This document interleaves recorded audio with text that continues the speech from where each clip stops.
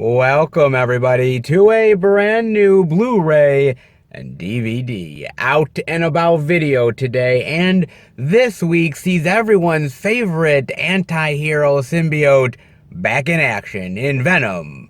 Let There Be Carnage, hitting store shelves along with the historical action drama The Last Duel. You also have a little 4K upgrade love this week with the crime comedy biopic The Wolf of Wall Street. And boy, I never thought I'd see the day when Arrow Video releases a special edition Blu-ray of the 1988 sci-fi comedy My Stepmother is an Alien.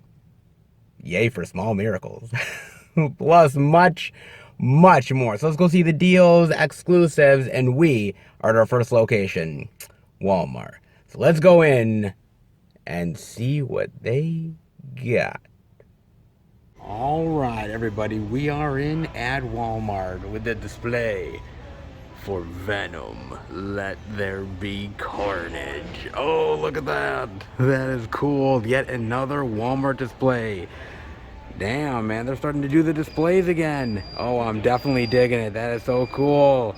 Oh, that is so sweet, baby. So sweet. Oh, and look at Woody Harrelson's evil eyes. Oh, there's definitely carnage in them peepers. Indeed there is. Oh, that's so cool. That is really great that they have another display, man.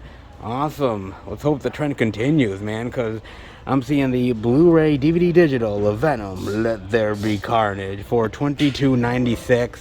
We got the DVD for $17.96 and the 4K Blu-ray digital for $27.96. Nice.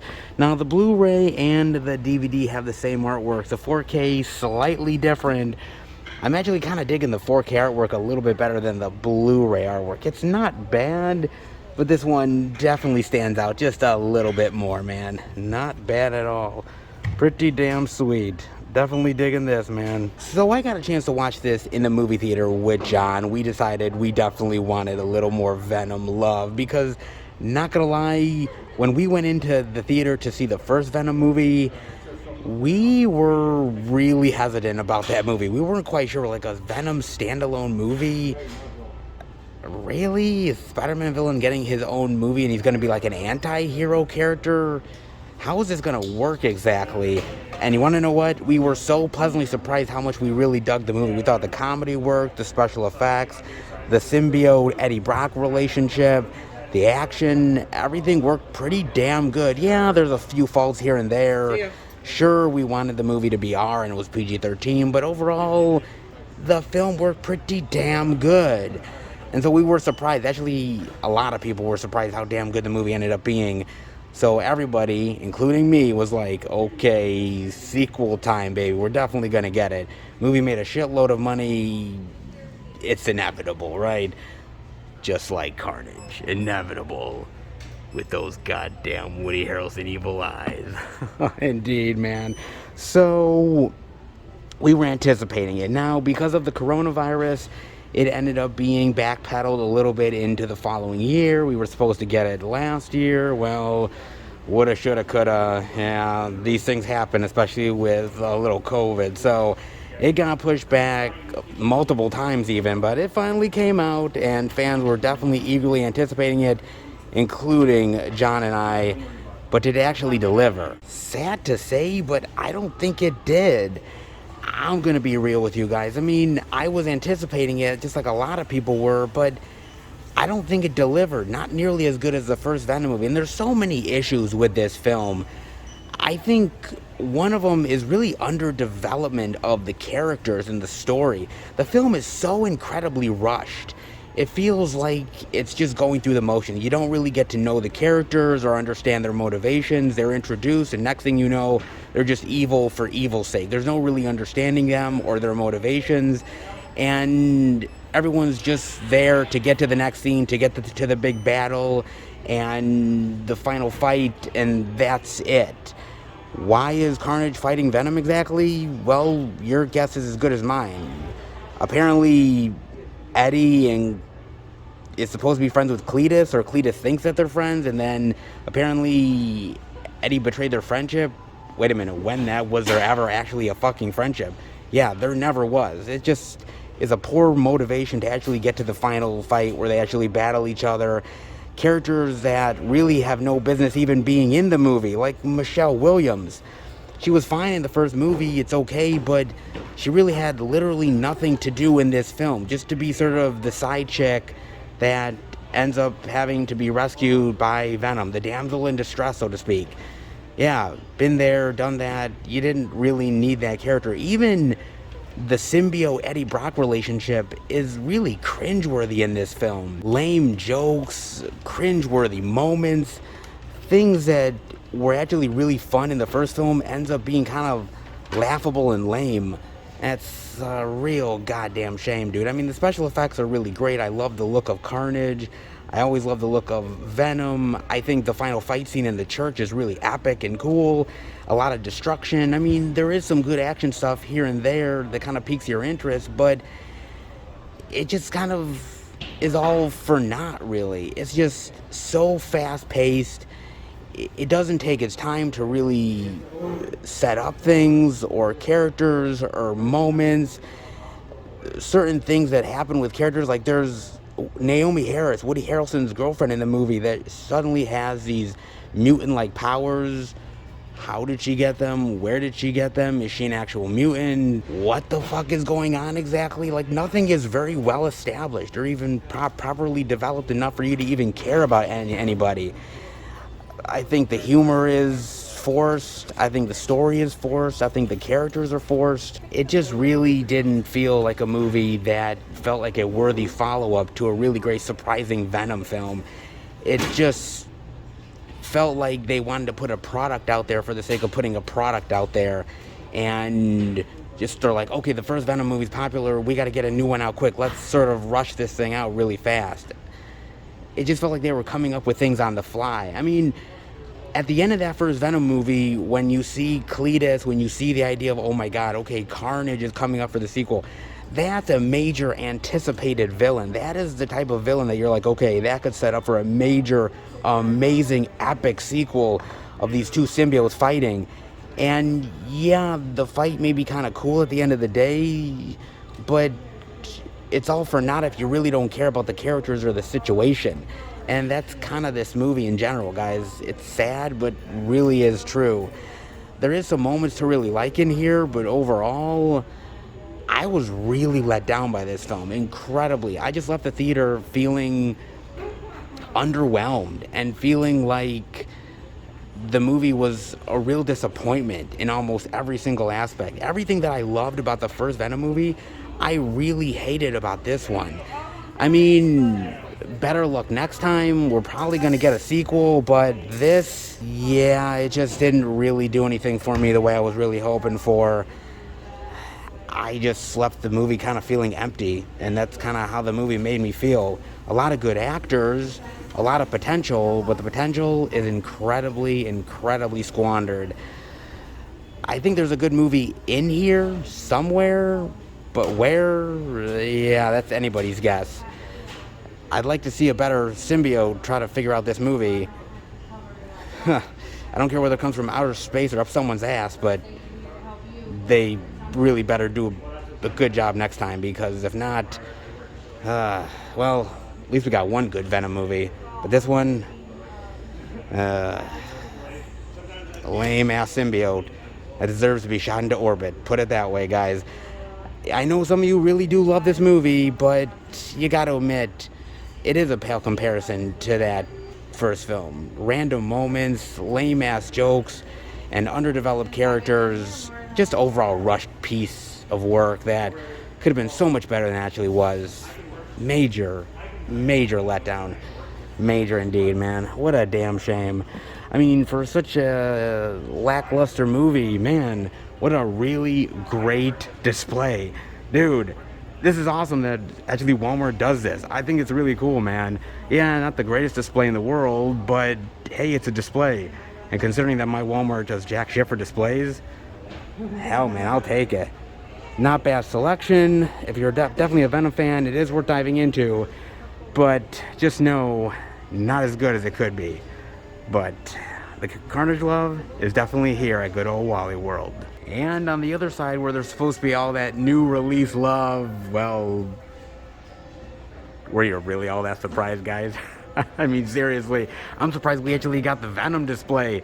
This is more like it. Yeah, guys. I mean, they do have all that Shang-Chi love. They have Candyman, the Suicide Squad, all the respect, the eyes of Tammy Faye. They do, though, have Ron's Gone Wrong. They're released a week late, but they do have it. However, anybody's guess on what the actual price of it is? They have the Blu-ray DVD digital of Ron's Gone Wrong in the place of the Jungle Cruise UHD price for $29.96. I'm pretty sure that's not the price, guys. I mean, they do have the DVD only, where the Jungle Cruise Blu-ray price is. I'm pretty sure that's wrong. And then they have one lonely copy of the actual 4K, which anyone's guess what that price is. I gotta admit, though, I still haven't seen the movie. I'm serious, man.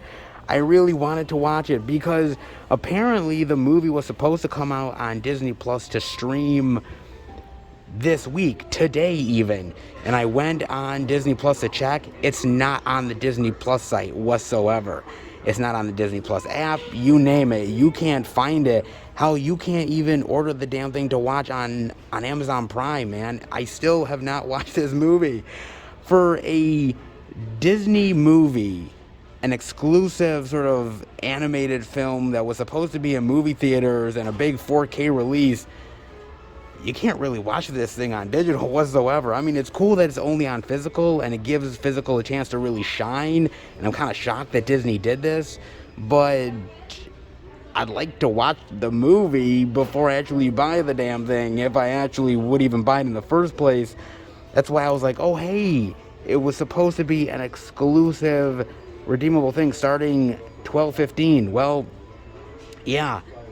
It still isn't on the goddamn site, man. What the hell? I have no idea, man. It looks like a cool little fun adventure movie. I'm actually looking forward to watch it when I actually watch the damn thing.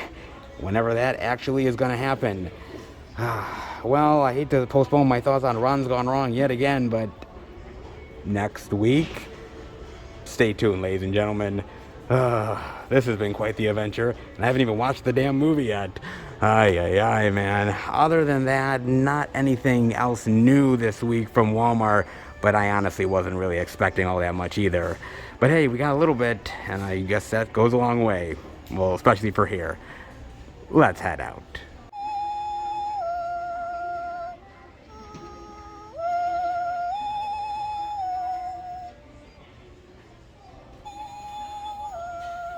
Sit down, Gizmo. Okay, some random Gizmo doll that just was here, right?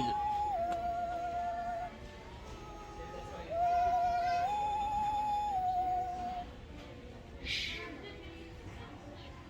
I think he stopped. Let's not disturb it any longer, guys. Holy shit. Some random Gizmo doll just literally is right there, man. The things you will find at Walmart. Can't always say you'll find the physical media here, but every so often you get a little bit of a surprise, like an actual Venom Let There Be Carnage display, which I'm a little shocked by because I wasn't expecting that, man. But again, a really nice surprise for a big release, which if Walmart didn't have it, yeah, that would kind of be a bummer. So at least they had that one. Can't say they have all the physical media love this week that is coming out, but hey, something is better than nothing, especially when it comes to this Walmart, that's for sure. Other than that, can't say there's a hell of a lot right about this week in physical media. I mean, hell, honestly, they can't even get the right sales price for Ron's Gone Wrong. Yeesh. Maybe they'll get it all fixed next week, guys. Plus, probably, hopefully, more physical media. Let's hope. In the meantime, we did see a little bit and a pretty cool display. So, well, guess I kind of have to take it, don't I, guys? Hope you will, too. But there is more physical media love to check out, so let's go exploring. All right, everybody, we are at our second location, Target. But before I go in, I want to talk to you guys about something. So I have ended up talking so much about superhero movies as of late. I've talked about articles where they say enough is enough with the cinematic universe, directors who have come out and said, well, hey, I just frankly hate the damn things. But what about on the other side? What about the defense angle of it all? Well, if you talk to Stellan Skarsgård, he's got a thing or two to say about it. Let's dive into this very, very interesting article. Stellan Skarsgård says superhero films aren't the problem, the raw market corporate system around them is. See what he has to say about this, shall we? I've got nothing against superhero movies. I've been in a couple, and they definitely have a place. The problem is that the system that allows 8 people to own half of the wealth in the world enhances the power of the market forces so small, and independent cinemas rarely exist anymore outside of a few big cities. There's no distribution channels. All the mid-budget films that have the best actors, the best writing, because they can't throw up $3 million for a marketing campaign. When cinemas let them in, they do so for 1 week. And if it doesn't pay off in a week, they're gone. He ends up going on to say that The Godfather is an example of a movie able to earn a following despite playing a few screens at first and having limited marketing. Remember that The Godfather first opened in 100 cinemas in the United States. That's it.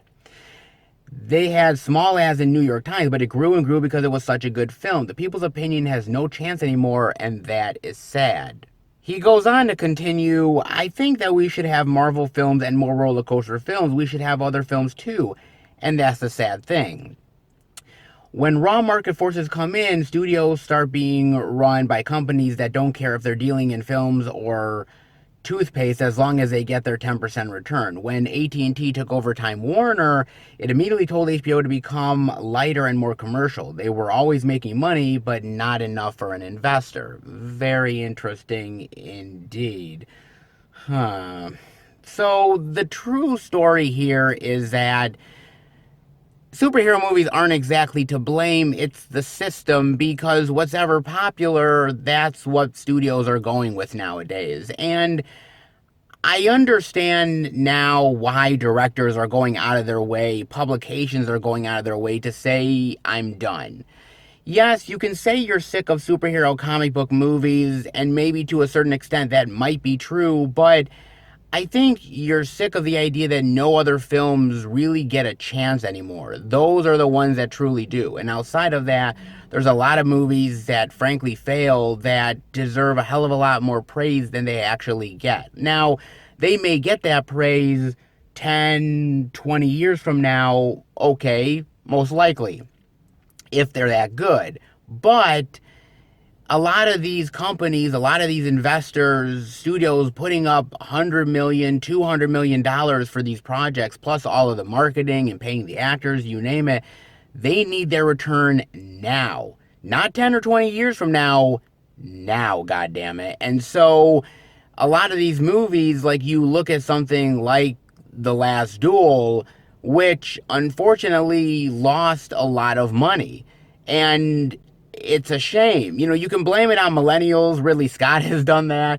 But you have to truly understand that, unfortunately, certain movies are just not in vogue anymore. They're just not in the way that they used to be. It's not that you still can't tell a good story with good characters and a good plot, and it's very intriguing and fascinating. People want to see it.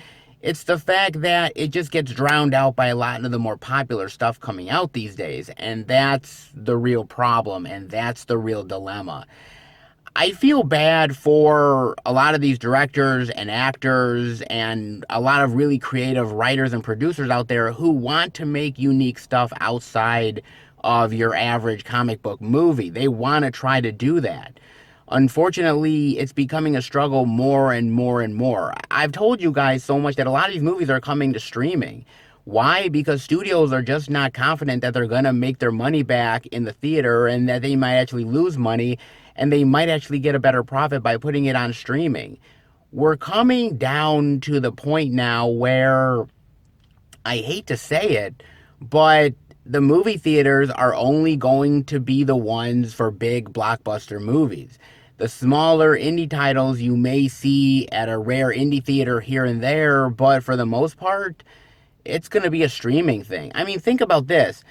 There was a Quentin Tarantino movie a long while back that was supposed to be in this certain movie theater at this certain time, right? And Quentin Tarantino had booked it at this theater. And they were playing, I think it was like The Force Awakens or The Last Jedi, something like that. And okay, after their engagement, we're going to have you do yours, right? Okay, perfect, fine. Give them their due, and then I'll have mine. And Disney came in and said, no, no, you're not playing his movie. You're still playing our movie. Because if you don't play our movie, then we are going to not give you any of our more popular films ever again. And you really need us to bring butts in the seats. And so what did they do? Well, they ended up taking Quentin Tarantino and pushing him aside for more Star Wars goodness. Quentin Tarantino was pissed, and I can't quite say I blame him, but this is the way of the world now. Big blockbusters bring in the people, bring in the money, and the revenue. And if you're not one of those, it's hard to see you get in. It really honestly is. So at the end of the day, I don't blame comic book movies for being popular. People want to see them. I can't blame the movies themselves. And I can't blame people like Kevin Feige or anybody else who are making them. The system is more to blame than anything else. But until we correct the system, the same things are just going to happen over and over and over again. And there's just no way to really stop it. So I understand the frustrations. I understand why there's a lot of hatred towards comic book movies. But direct your anger somewhere else. Don't direct it at the actual movies themselves. Because those are actors, those are directors, those are writers that are making very interesting films within the comic book genre. It's the studios, it's the actual system itself that is letting everybody else down. And at the end of the day, that's the thing that needs to be corrected. Because if that doesn't get corrected, then pretty much we're going to see more stuff coming to streaming. We're going to see only big blockbusters. And as a movie lover, as somebody who loves all the genres, that is a very, very sad thing. Let me know what you think about that. Again, I appreciate all films, but it's the studio system that at one point had everyone be equal. But, well, with the world nowadays, equal is not exactly the standard thing like it used to be. Let me know what you think about that. In the meantime, there is some decent physical media out. Walmart, not so much. But hey, Target has always been good to us, so maybe this week they can be good to us yet again. How about we go in, check it out. All right, everybody, we are in at Target, and all that physical media love, baby. Oh, it is on display. In fact, a lot of carnage worth of physical media, because we got the 4K Ultra HD Blu-ray digital of Venom, Let There Be Carnage for $29.99, the Blu-ray DVD digital for $24.99, the DVD for $19.99, and oh, lest we forget, a little only a Target action, baby, the Blu-ray DVD digital exclusive, only at Target, $24.99, exclusive fan art edition with collectible cards. Oh, that is pretty damn sweet. Look at that. I actually really like that cover. Nice. Definitely better than this cover right here, but I don't know, man. I still think the 4K is pretty damn sweet for that cover art, man. But this ain't half bad. Ooh, especially if you're a Venom lover. This artwork, it's pretty killer. It definitely is, man. And I want to talk about Venom. Oh, yes. That lovable symbiote, Venom. Indeed I do, man, because he has had quite an interesting comic journey, has he not? He really has. He first came into appearance in May 1984. Well, not the Venom form, the symbiote form, when it attached to Peter Parker. Ah, yes, those days. Black suit Spider-Man. You definitely gotta love that, man. Pretty damn cool back in those days, of course. He would evolve and change and attach itself to other hosts like the infamous Eddie Brock. Hell, he even attached himself to Flash Thompson at some point, too. He's had many, many suitors over the years, man, but Eddie is the prime suspect. And eventually he became Venom. And he's been obviously a comic book foil for Spider-Man for a long time, but eventually he turned into an anti-hero. And he has been very, very popular. In fact, he's probably one of the new age Spider-Man villains that really, really caught on. I mean, 1984, not exactly new age, I suppose, but newer than some of the other Spider-Man villains, put it that way. I mean, he is literally so popular that they make Funko Pops out of Marvel characters, turning them into Venomized versions of themselves. And they sell. They're hugely popular, man. Venom is one of those characters that is always unique and is always interesting to whoever he's attached to, and they've done some really interesting comic book runs with the character that I really appreciate, man. I was a little hesitant about the anti-hero thing because, to me, I've always really appreciated Venom more as a bad guy, but the anti-hero stuff I was able to get used to over time. It took a little while, but I settled into it. He's definitely one of those comic book villains or comic book characters in general that people have really latched on to, kind of like a symbiote themselves. They've really dug into the character, and I can't quite say I blame him. Venom is very unique, very interesting, and always fascinating to explore. But then they did him real dirty. They did in Spider-Man 3. Oh yes, you remember Spider-Man 3, don't you? You try to forget that shit, but it always comes up every now and again. Spider-Man 3 pops up its ugly head to remind you that it still exists. Ah, yes. Ugh, sad but very, very true, man. And honestly, Sam Raimi was never a big fan of the Venom character. He's come out in interviews and said, yeah, he's a character that I'm not really into, I don't really love. He got shoehorned into Spider-Man 3. The producers wanted it. Sam Raimi didn't. He was basically saying, no, not my deal. I don't really feel the character. But the popularity and everything, basically, he had no choice. And honestly, it really comes almost as an afterthought within the film itself.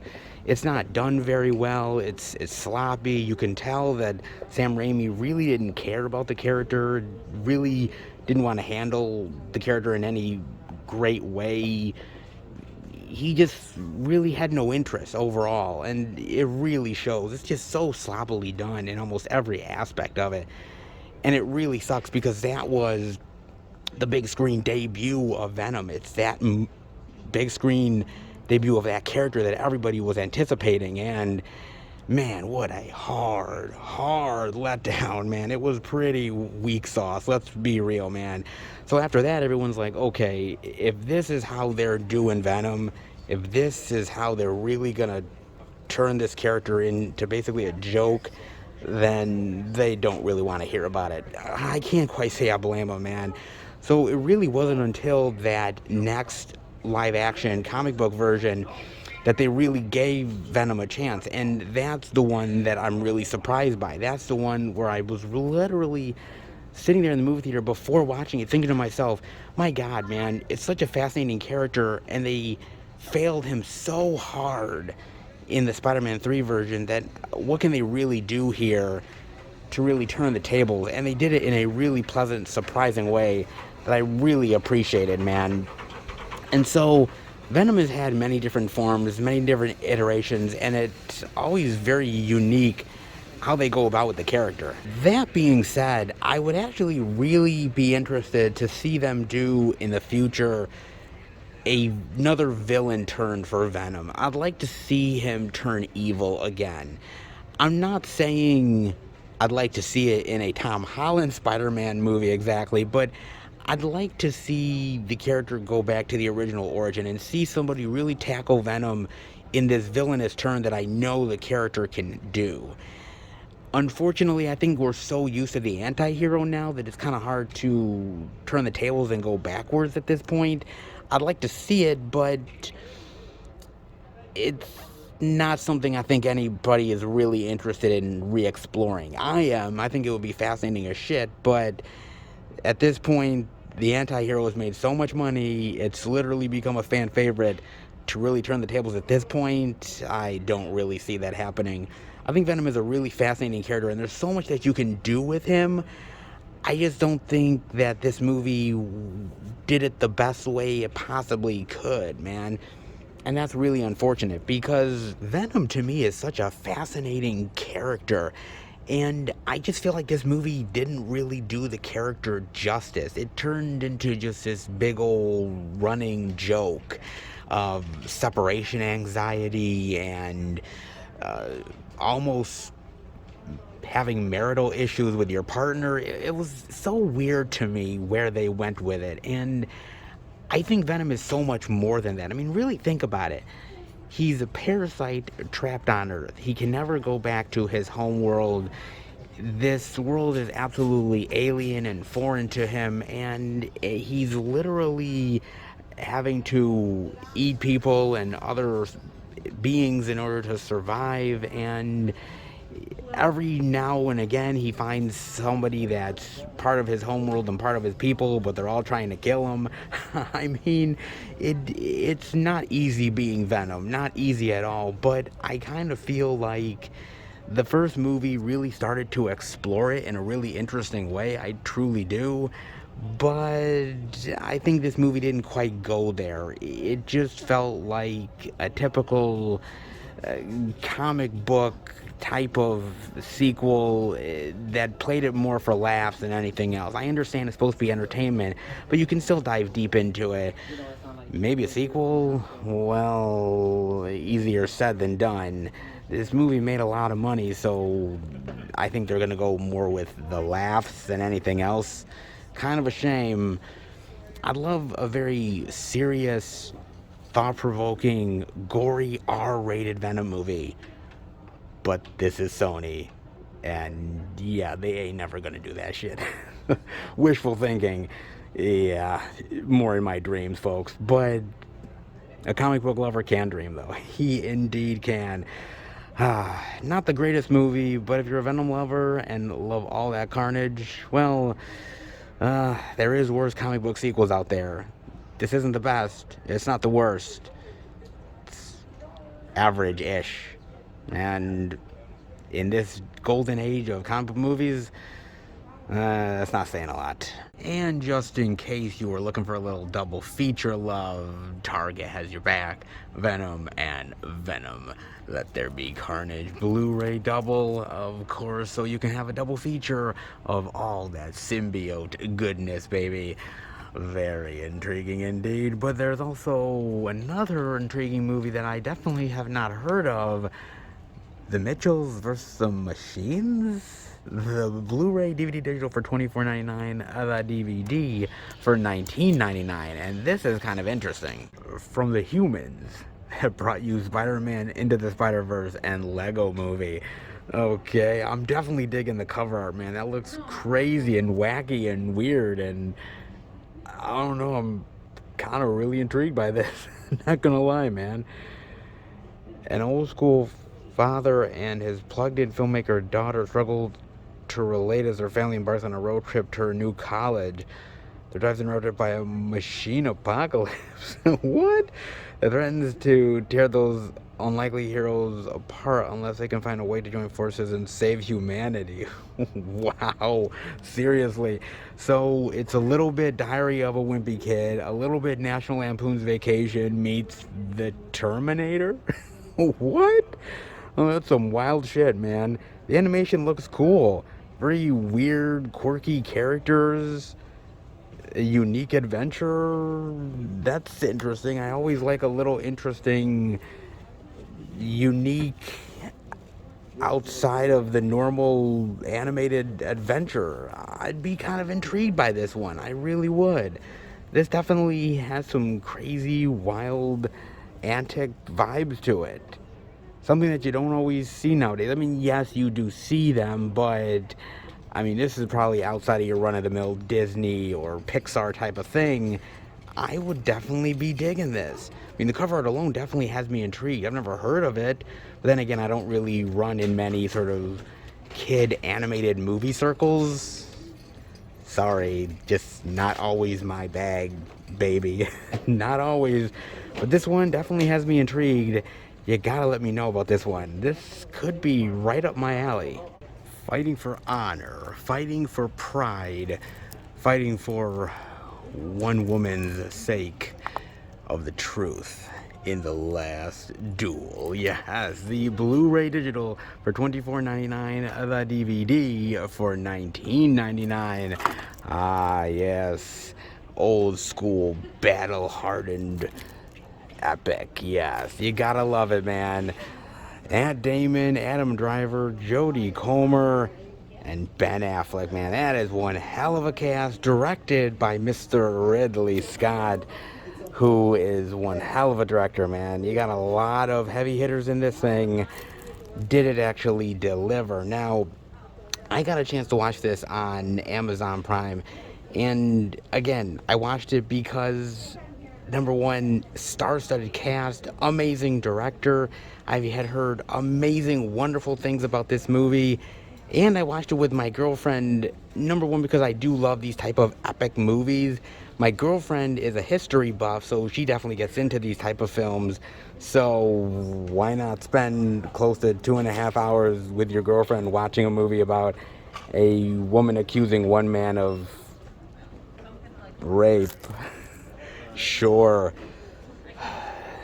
we could have watched better things, but we decided The Last Duel. What the hell, man? And I don't think we're regretting it. Yes, it is that damn good of a movie, guys. It truly is.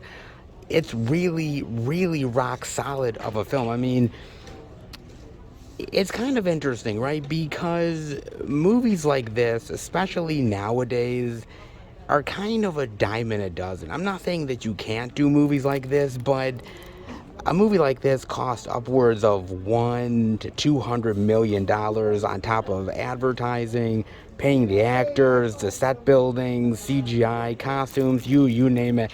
Epics like this nowadays is just not as easy as it used to be, put it that way. But you have somebody like Ridley Scott who has done this a time or two. He figured third time's the charm, perhaps. I mean, I will say this. The acting here is absolutely phenomenal, man. I mean, you got to remember that these are class act actors, man. These people have been through the ringer a time or two on screen. They've done many, many performances. They know what it takes to make this type of movie. They're not playing it for laughs. They're not playing it for kitschy humor. They're playing it serious. They're definitely doing their homework on the time period. They are doing their due diligence to make this as good of a movie as it possibly can in the acting department, and they pull it off in spades. You got to appreciate that. And on top of that, you have to appreciate Ridley Scott's directing, man. This is a guy who knows what he's doing. He's been through so many movies. He knows the genres, and he goes out of his way to make as much of an accurate time period movie as he possibly can. Money be damned, because he spent way over $100 million on this movie, and it shows. It's all on the screen. The sets, the costumes, the hairstyles. I mean, seriously, he goes out of his way to make sure that this movie is authentic in almost every way possible. He gets the performances, he gets the great designs out of the film. It looks beautiful, the movie does. So everything he does is phenomenal here. Everything the actors do is phenomenal. I think the movie does have a little bit of its faults. One, it is 2.5 hours, maybe even a little bit more. It's a lengthy movie, and there's not much action in here, okay? There really isn't. This is not like a Gladiator. I mean, I love Gladiator. It's a great story. This is a great story, but Gladiator has more action. Gladiator had the action points where it would satisfy a lot of people who love that old school period piece drama, but also really love the action, and it satisfied people on both ends. There's some decent action moments here, but they're few and far between, and they don't last very long to sort of keep you satisfied until the next one, which does tend to hurt it a little bit. Also, it basically goes between 3 different characters: Matt Damon, Adam Driver, and Jodie Comer, and it basically tells each of their stories leading up to the moments of when the rape actually ends up happening. And it tells the story of who they are, how they ended up coming to those circumstances, and what led them down the path that they were under when the events actually took place. And so you go back in time to see one person's perspective, and then go back another moment to see the other person's perspective, and so on and so forth. So it does get a little bit confusing in that way, and maybe even a little repetitive, but I do think it's important in order to tell the story, and tell the story in a right way, so that you get context for every character and every situation, so that by the time the actual battle happens between Damon and Driver, you fully understand everybody's motivation, you get the emotions, you get the frustrations, you get the anger, you get every point of view. So it's really hard hitting when the action finally happens at the end of the film, which, by the way, the final sequence really is amazing, man. It reminded me of that great fight scene in the movie Troy with Brad Pitt and Eric Bana. That was an amazing one. I mean, maybe doesn't reach quite that level, but it's almost damn close, man. It is really, really solid, man. So it is good in that way. But again, it does end up taking its time. The action isn't really there. And if you're not really a history buff, this movie might not be up your alley. I mean, the movie didn't do that well at the box office. In fact, it really bombed, which is a goddamn shame, because Ridley Scott is an amazing director. He did an amazing job on Gladiator. That was a huge hit. He did Kingdom of Heaven, which, yes, Kingdom of Heaven also failed at the box office, but that has actually since become a classic in many, many ways. People really love that movie. It grew on people through home box office and physical media, and it really became something that people really embraced over time, over years. And I honestly feel like this is probably going to be the same circumstance, where I do think 10, 20 years from now, this will become a classic. I truly do believe it, because it's just that good of a movie, guys. The problem is that I just don't think movies like this, at least in the culture that we have now, really stand a chance anymore. I mean, Ridley Scott ended up saying, well, I blame millennials and the cell phone culture. And I'm thinking, millennials? Wait a minute. Aren't I a millennial? Or maybe I'm like Gen Z, or fuck, honestly, guys, I can't even figure out what the fuck generation we are in now, or what I was. Is mad. Shit gets me all confused. Sure, we'll just blame millennials. We'll go with that, guys.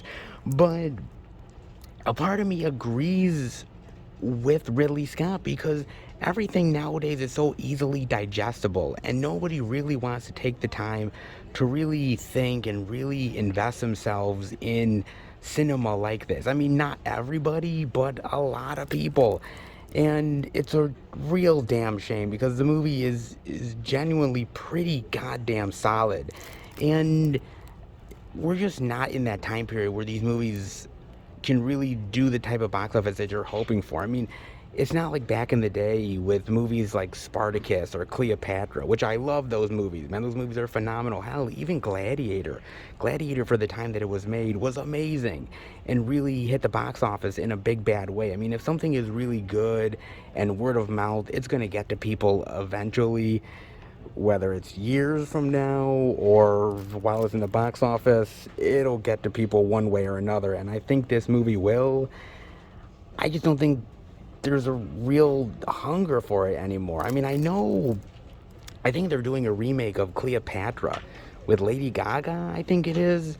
And okay, sure, I hope the movie's good. I hope it's does really well at the box office, wins a lot of awards, whatever. But I see the box office for The Last Duel, and I'm like, I just don't see where people really are invested in it as they used to be. I really love these historical epics, and I think they're really amazing. Ben-Hur, you name it. There's some really fantastic ones out there, but honestly, if those movies came out today, or even a movie like Gladiator, would it still be as popular? Would it still be as iconic? And as memorable as it was back in the day, maybe, kind of, sort of, you don't know. Every movie sort of has its place in time, and this movie does too. It's just a shame that it's now, because I think it would have been very successful even 10 years ago. But now, I just don't think the hunger and the appetite is really there as it was. But I think that's why physical media is so important, because it's movies like this that I do believe in about 20 years from now, 30 years, we will remember this as a classic. There's so many movies that have gone down that road, and I do think The Last Duel is there. It's a phenomenal movie with a phenomenal story. I was never bored for the 2.5 hours. Neither was my girlfriend. We were intrigued. We loved every second of it. We really loved the story, which I didn't really know much about myself. It was really fascinating of a journey to watch this movie. But again, we're those people that this movie is made for. Not everybody is. I think when moviegoers get older, their tastes change, and I think this movie will eventually reflect that. For the time being, it's one of those underappreciated epics, but over time, I think the appreciation will definitely be there.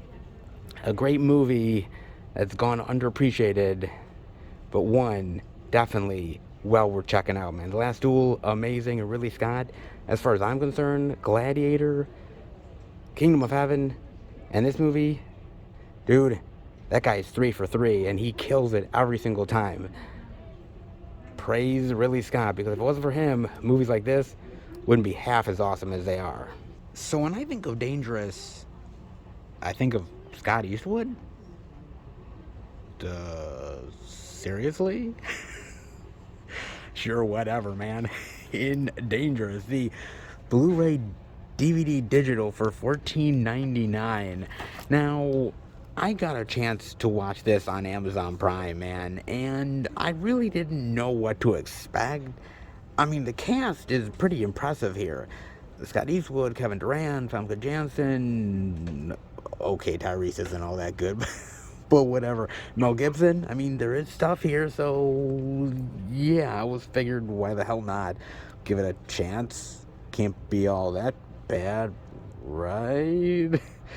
Ah, man. I mean, basically, Scott Eastwood plays this ex-con, and he is somebody who used to be this crazy, like, sociopath, psychopath guy who was killing a lot of people, and he's now trying to be a better person.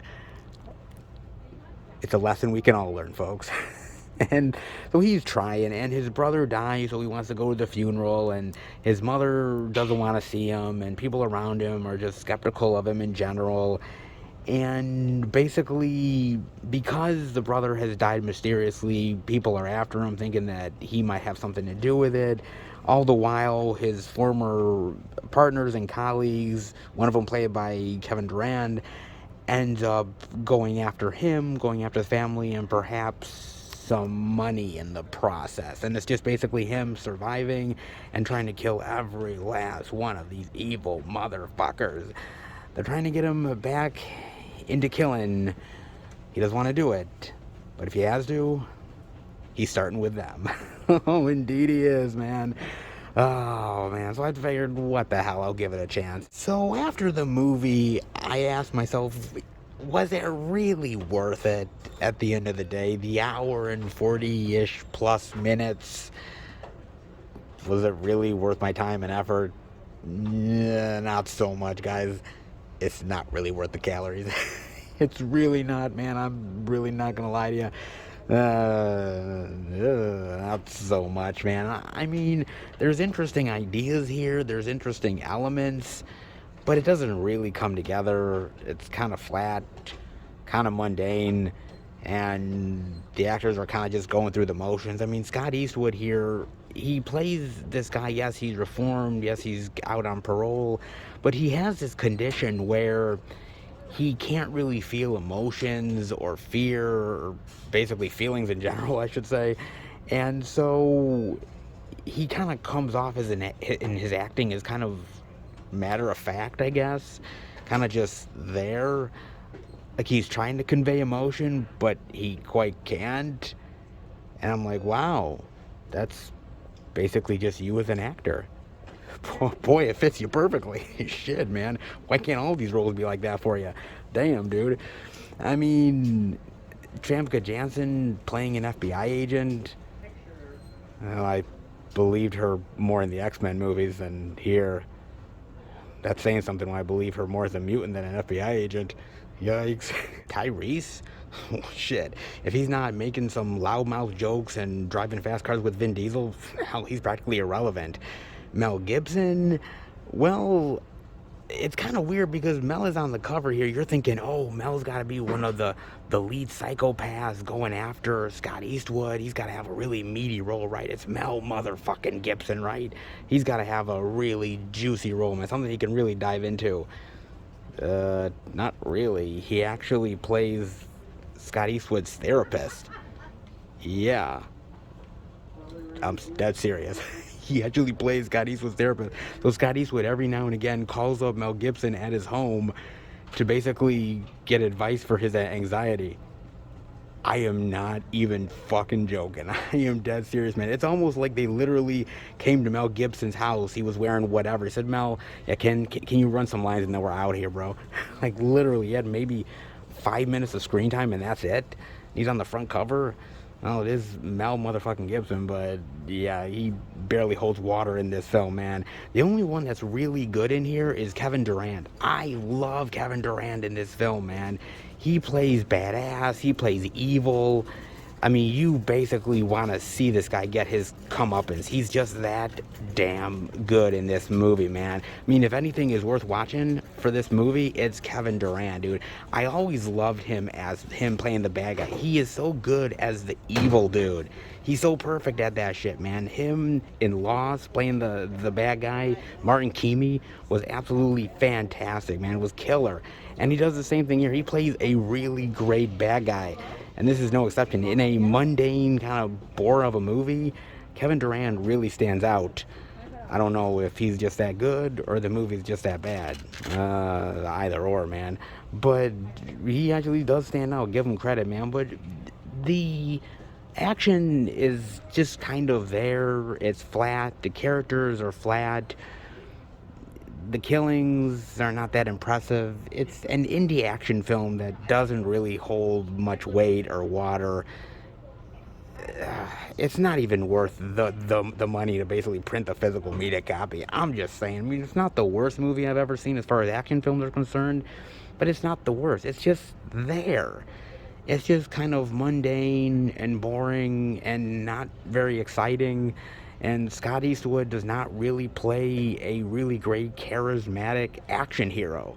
And when I'm looking for an action movie, something that's really going to stand out, I'm looking for a charismatic guy that's really going to make it worth the adventure of watching him struggle and defeat the bad guys. Scott Eastwood's just not that dude. I mean, I like him in certain roles, but he's not his father, man. He's not Clint motherfucking Eastwood. He's just not, man. I mean, shit. As much as I like Clint Eastwood, I mean, and I was talking about how I wasn't really a fan of Cry Macho, shit, I will take a 90-some-odd-year-old Eastwood trying to pretend to be macho over freaking Scott Eastwood, man. I mean, shit, I buy Clint hell of a lot more than I buy Scott, man. And that's a goddamn shame, dude. They don't make action heroes like they used to. Every now and again, one really comes out that really is amazing. But Scott Eastwood, yeah, he ain't one of them. And this movie definitely ain't gonna light the world on fire. Some 4K upgrade love with the Wolf of Wall Street. 4K Blu-ray digital for $27.99. And this is actually the Steelbook edition. Oh, look at that. Oh, you beautiful bastard, Leo. Oh man, the cinematic landmark, cinematic masterpiece. You bet your ass it is. Oh man, the Wolf of Wall Street getting all that 4K glory. I'm loving it, digging it. Steelbook's not too bad, honestly. Oh, pretty damn cool, man. Damn, do I love this movie. This is a batshit journey of a movie. Stockbrokers who are likable scumbags. Wait a minute, I never thought I'd ever say those two words in the same sentence ever. who basically con people out of their money and use it for wild, crazy purposes. Drunken and drug-filled benders, nude prostitutes, crazy wild adventures on yachts. I mean, anything and everything these guys do, they're basically stealing money and living large with it. And this is an actual true story. It's so ridiculous how much of a true story this really is. And I've been doing research, right? Because I was looking into Jordan Belfort, who this is based off of. Leo plays that guy. And man, this dude, he is charismatic. He is charming. You know that whole idea of someone who could sell you a ketchup popsicle with white gloves on? Yeah, that's the definition of this guy, right? I mean, he will basically say everything you want to hear just to get your money. And he'll do it in the most charming way possible. And yet you realize later on that, oh my God, this guy is a complete and utter asshole who is literally using your money, your hard-earned money, to basically continue to fund his lavish, ridiculous lifestyle. And he's laughing all the way to the bank, baby. He truly is. Man, this movie is amazing. The acting here is phenomenal. Leonardo DiCaprio is on fire in this film, man. He should have won an Oscar for this movie. He should have easily won an Oscar for this thing, man. I mean, he was good in The Revenant, don't get me wrong, but this is the movie that he should have won the Oscar for. He is absolutely amazing in this film, man. Jonah Hill, I mean, I like Jonah Hill. I think Jonah Hill's a really great actor, but this movie, man, he hits it out of the park. Matthew McConaughey in his small role does a fantastic job as well. Margot Robbie, oh my God, Margot Robbie. Margot Robbie almost steals the show. She is absolutely stunning, gorgeous, beautiful, and there is a scene in this movie where she bears it all, and I kid you not, I was in the movie theater, and every guy, and I mean every guy in the movie theater, literally dropped their mouths wide open. They couldn't believe what they were seeing. They're like, oh my God. I watched this by myself, but I saw wives, I saw girlfriends literally giving very mean, mugging, angry faces to their spouses. Because boy, they were drooling like no man's business. Hell, I was. What am I talking about, dude? Yeah, this is an amazing movie with fantastic performances. The directing by Scorsese is completely on point. He really understands the movie that he's making and knows what kind of wild trip this movie has to be, and he pulls it off in spades. It's just such an amazing film that you think to yourself, you hear about the story and you say, it's such a wild story. How could they ever translate that on film? But you get Leo, you get Scorsese, and they hit it out of the goddamn park. They really do, man. Damn it, this is such a fun, entertaining movie. And it's a long film. It is a long movie. It's not a short film by any stretch of the imagination. It is very lengthy, but the time just flies by so fast here, man. I mean, before you know it, the movie is over halfway, and you're like, my God, man, it's like no time passed at all. You're having such fun with these characters. You're having such a wild adventure with them that you forget about the time. You're just loving every second of it, man. I mean, you like these people, you love spending time with them and all the ridiculous stuff they're doing, but yet you know that it's so wrong in every single possible way, man. It's such a conundrum, man. You're like, again, likable scumbags. That's what they are, dude. And I just love spending time with them. I really do, man. There are certain movies where you know it's so wrong, but you just love watching it. And this is one of those movies, man. It really is. It's so great. It's so fun. It's so entertaining. And if there's any movie that's worth watching, that's a long-ass film, one that will maintain your patience, one that will make you so glad that you spent like 2+ hours with these scumbags, this movie is one of them, man. Amazing acting, amazing directing, wild true story, and an adventure definitely, definitely worth exploring. It's all fun and games until the cards come out in the card counter, baby. The Blu-ray digital for $22.99. A little gambling drama, perhaps. I got a chance to watch this on Amazon Prime, and I watched it because of Paul Schrader. Yes, Paul Schrader, the iconic Paul Schrader. He's written some amazing things, Taxi Driver, Raging Bull, but he's also directed quite a few very interesting movies. Autofocus, Affliction, American Gigolo, among the first few that I couldn't really think of, but he's directed so many.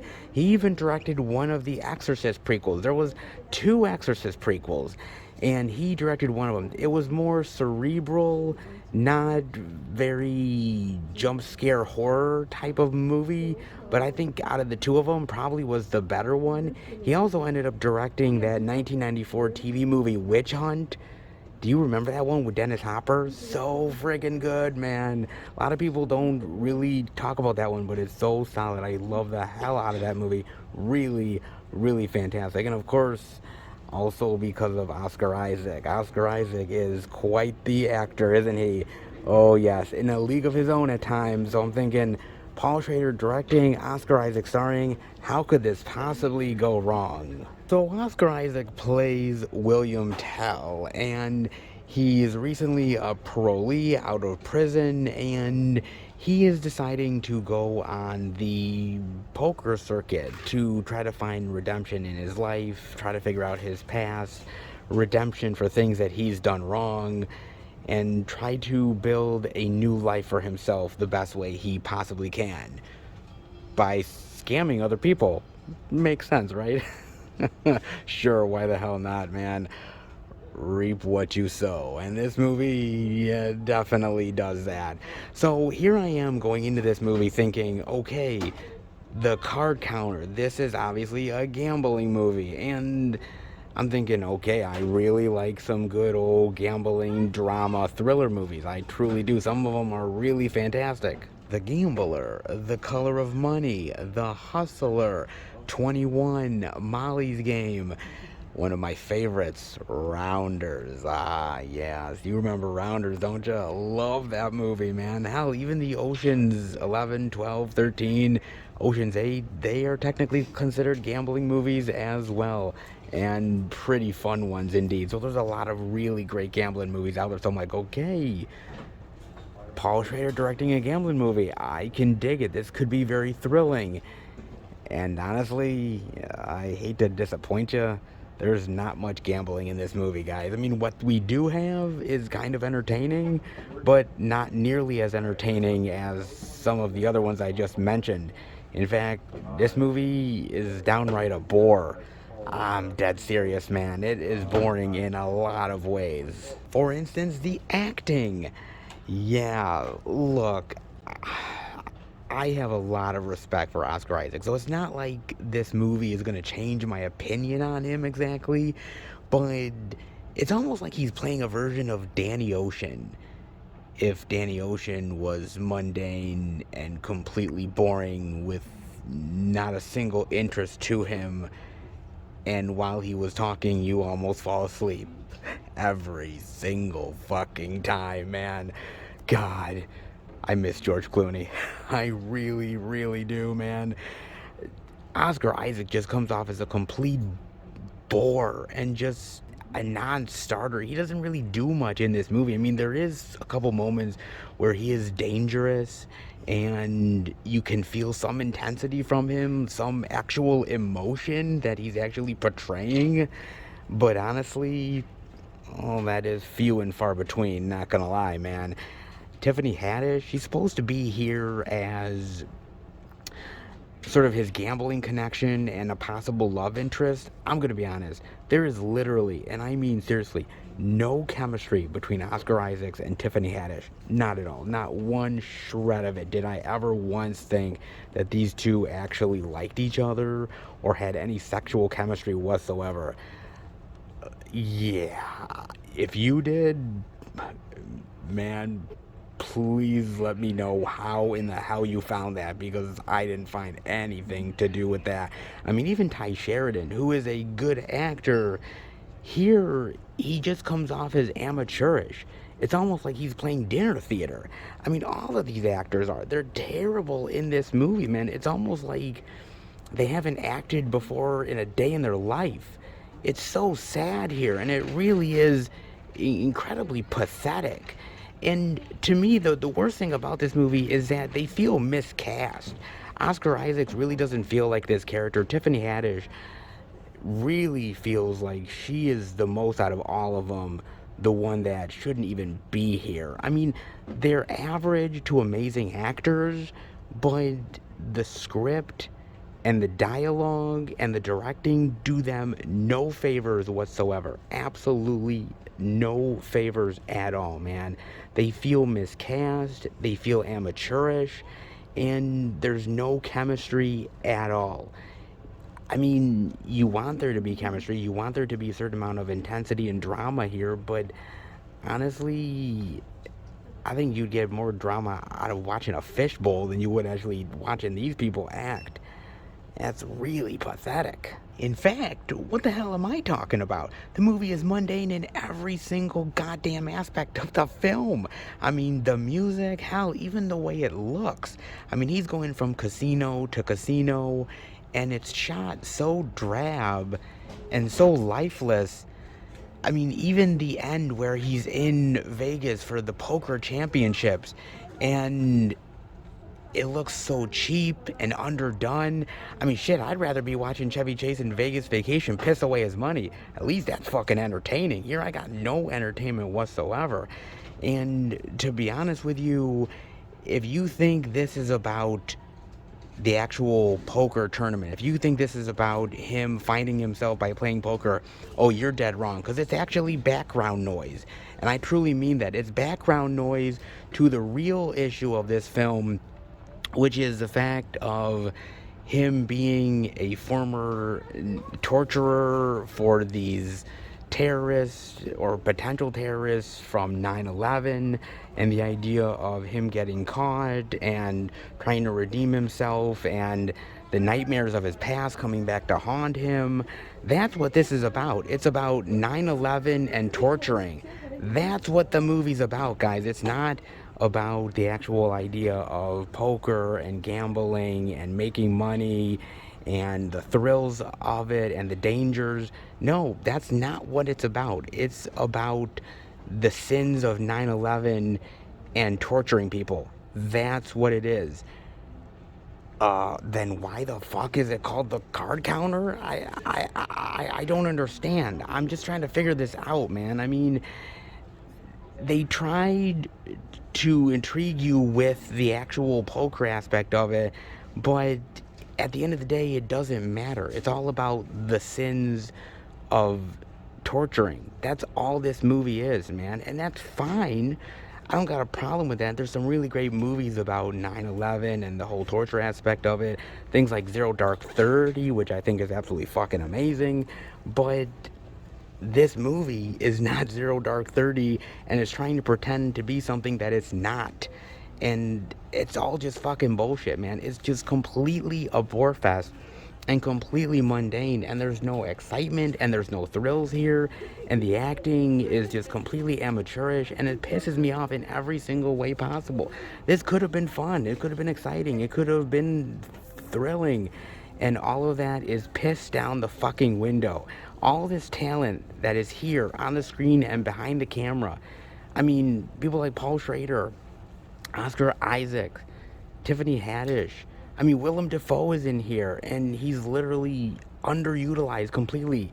How can you underutilize Willem Dafoe? Well, fucking Paul Schrader did it. I mean, seriously, man. I tend to like Paul Schrader. I mean, even up to recently, he did a great movie with Nicolas Cage called Doggy Dog, which I fucking love. I think it's a great movie, man.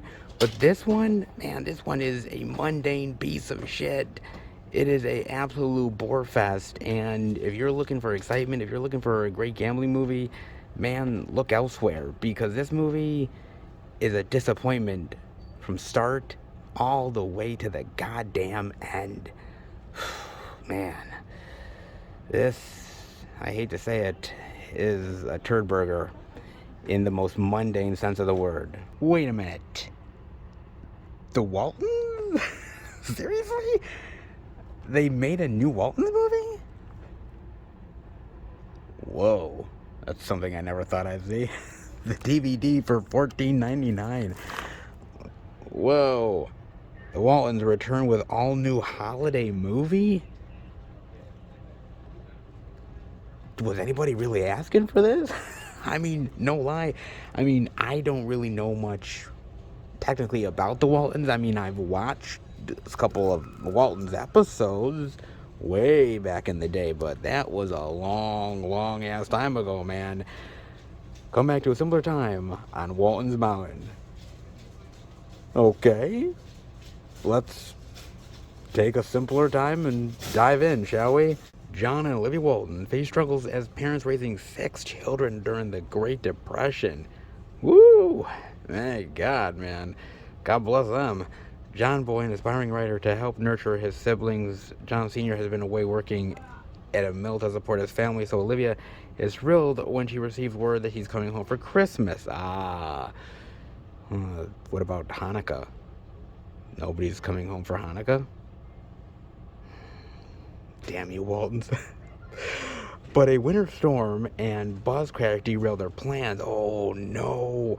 And John Boy must have a life-changing journey into the Blue Ridge Mountains to search for his father. Now only a miracle can save the Waltons' Christmas. But they can still celebrate Hanukkah. Hey? Sure, why not? Or they just don't care about Hanukkah. Then again, most people don't. Shame on them. Oh man. Another Waltons movie. That's crazy. Commemorate the 50th anniversary of the movie that launched the long-running series. 50 goddamn years. Holy shit, man. Wow. Like I said, I've barely ever dived into the Waltons. Maybe once or twice. An episode here, an episode there. I don't even think I've ever really watched the movie. If I have, hell, I don't even remember it. I do appreciate these more simpler time movies when the world was such an easy place and less complicated. And wait a minute, what am I talking about, man? I don't love those times. I love cell phones and I love TVs and I love technology. I would so not survive this life, man. This isolation in the mountains. Holy shit, I'd go fucking crazy, man. I'd wonder where the TV is. Facebook. There's no Blu-rays and DVDs and 4Ks? What the hell do you people do for entertainment? Holy shit. I don't know, man. I mean, I appreciate these type of movies and these TV series. And The Waltons is a classic for a reason. People really love it. But I don't know if it's as cherished now by newer generations as it is by older generations. Maybe? Don't hear many people talking about The Waltons, I'm not gonna lie, man. I mean, cool that they're doing a new movie. Interesting. Never thought I'd actually see a new Waltons movie, but I guess miracles can happen. I guess it can indeed. Looks quite interesting.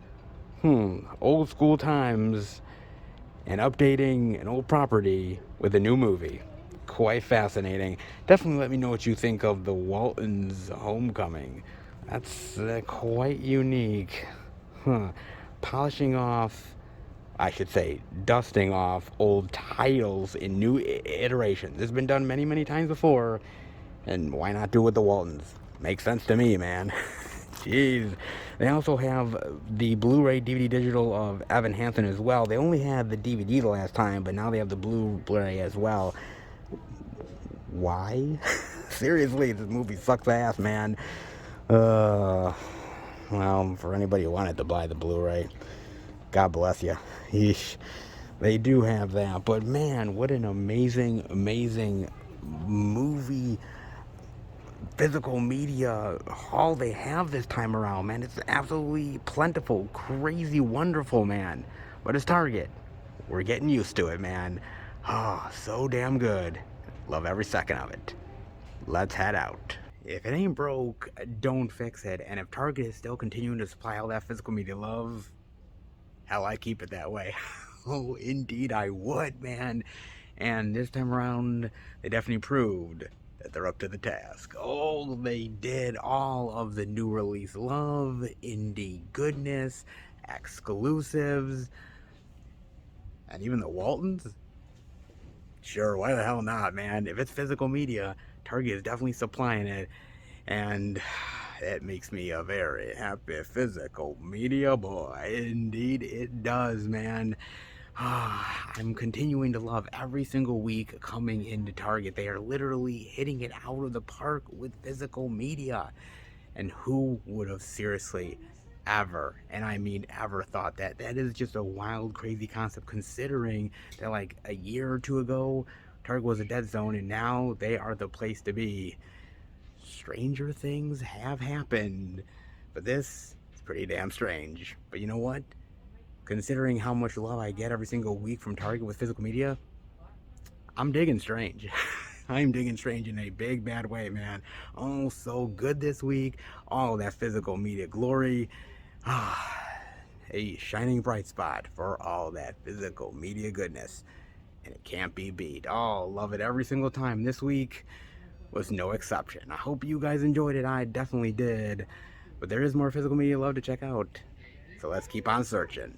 All right, everybody. We are at our third location, the second Walmart. I'm going to go in and check out if there's any interesting indie titles worth showing off. If there is, I will bring it back to Film Fan 108HU and show it out to each and every one of you. But before I do that, I got to talk about a trailer with you guys. And oh, am I so anticipating this movie.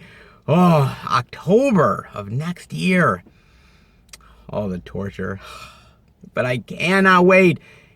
It'll be well worth it when I finally get to watch the next Spider-Verse movie, Spider-Man Across the Spider-Verse, Part 1. Oh, man. Oh, I'm so looking forward to this. I so am, dude. You know, when John and I walked into the movie theater watching the first Spider-Verse movie, I don't think we really knew what to expect with that film. I mean, we knew that it could be potentially really cool. We love the Spider-Man character, the other iterations, and we were like, man, it's good, but yet it's Sony. And we know that they've screwed up with Spider-Man a time or two, so this has the potential to be a great, big, amazing movie or a gigantic failure. And it turned out to be such an amazing movie. Fantastic. The animation was absolutely gorgeous, mind-bending. I love the story and the characters, the voice acting, everything was absolutely phenomenal, man. So, you know, we walked out of that movie, we're like, dude, this, please have a sequel. Please, man. We were so wanting it in a big bad way, and I think everybody was. Let's be honest, man. And so, when I finally saw this trailer hit, I'm like, yes. Yes. Yo, yes.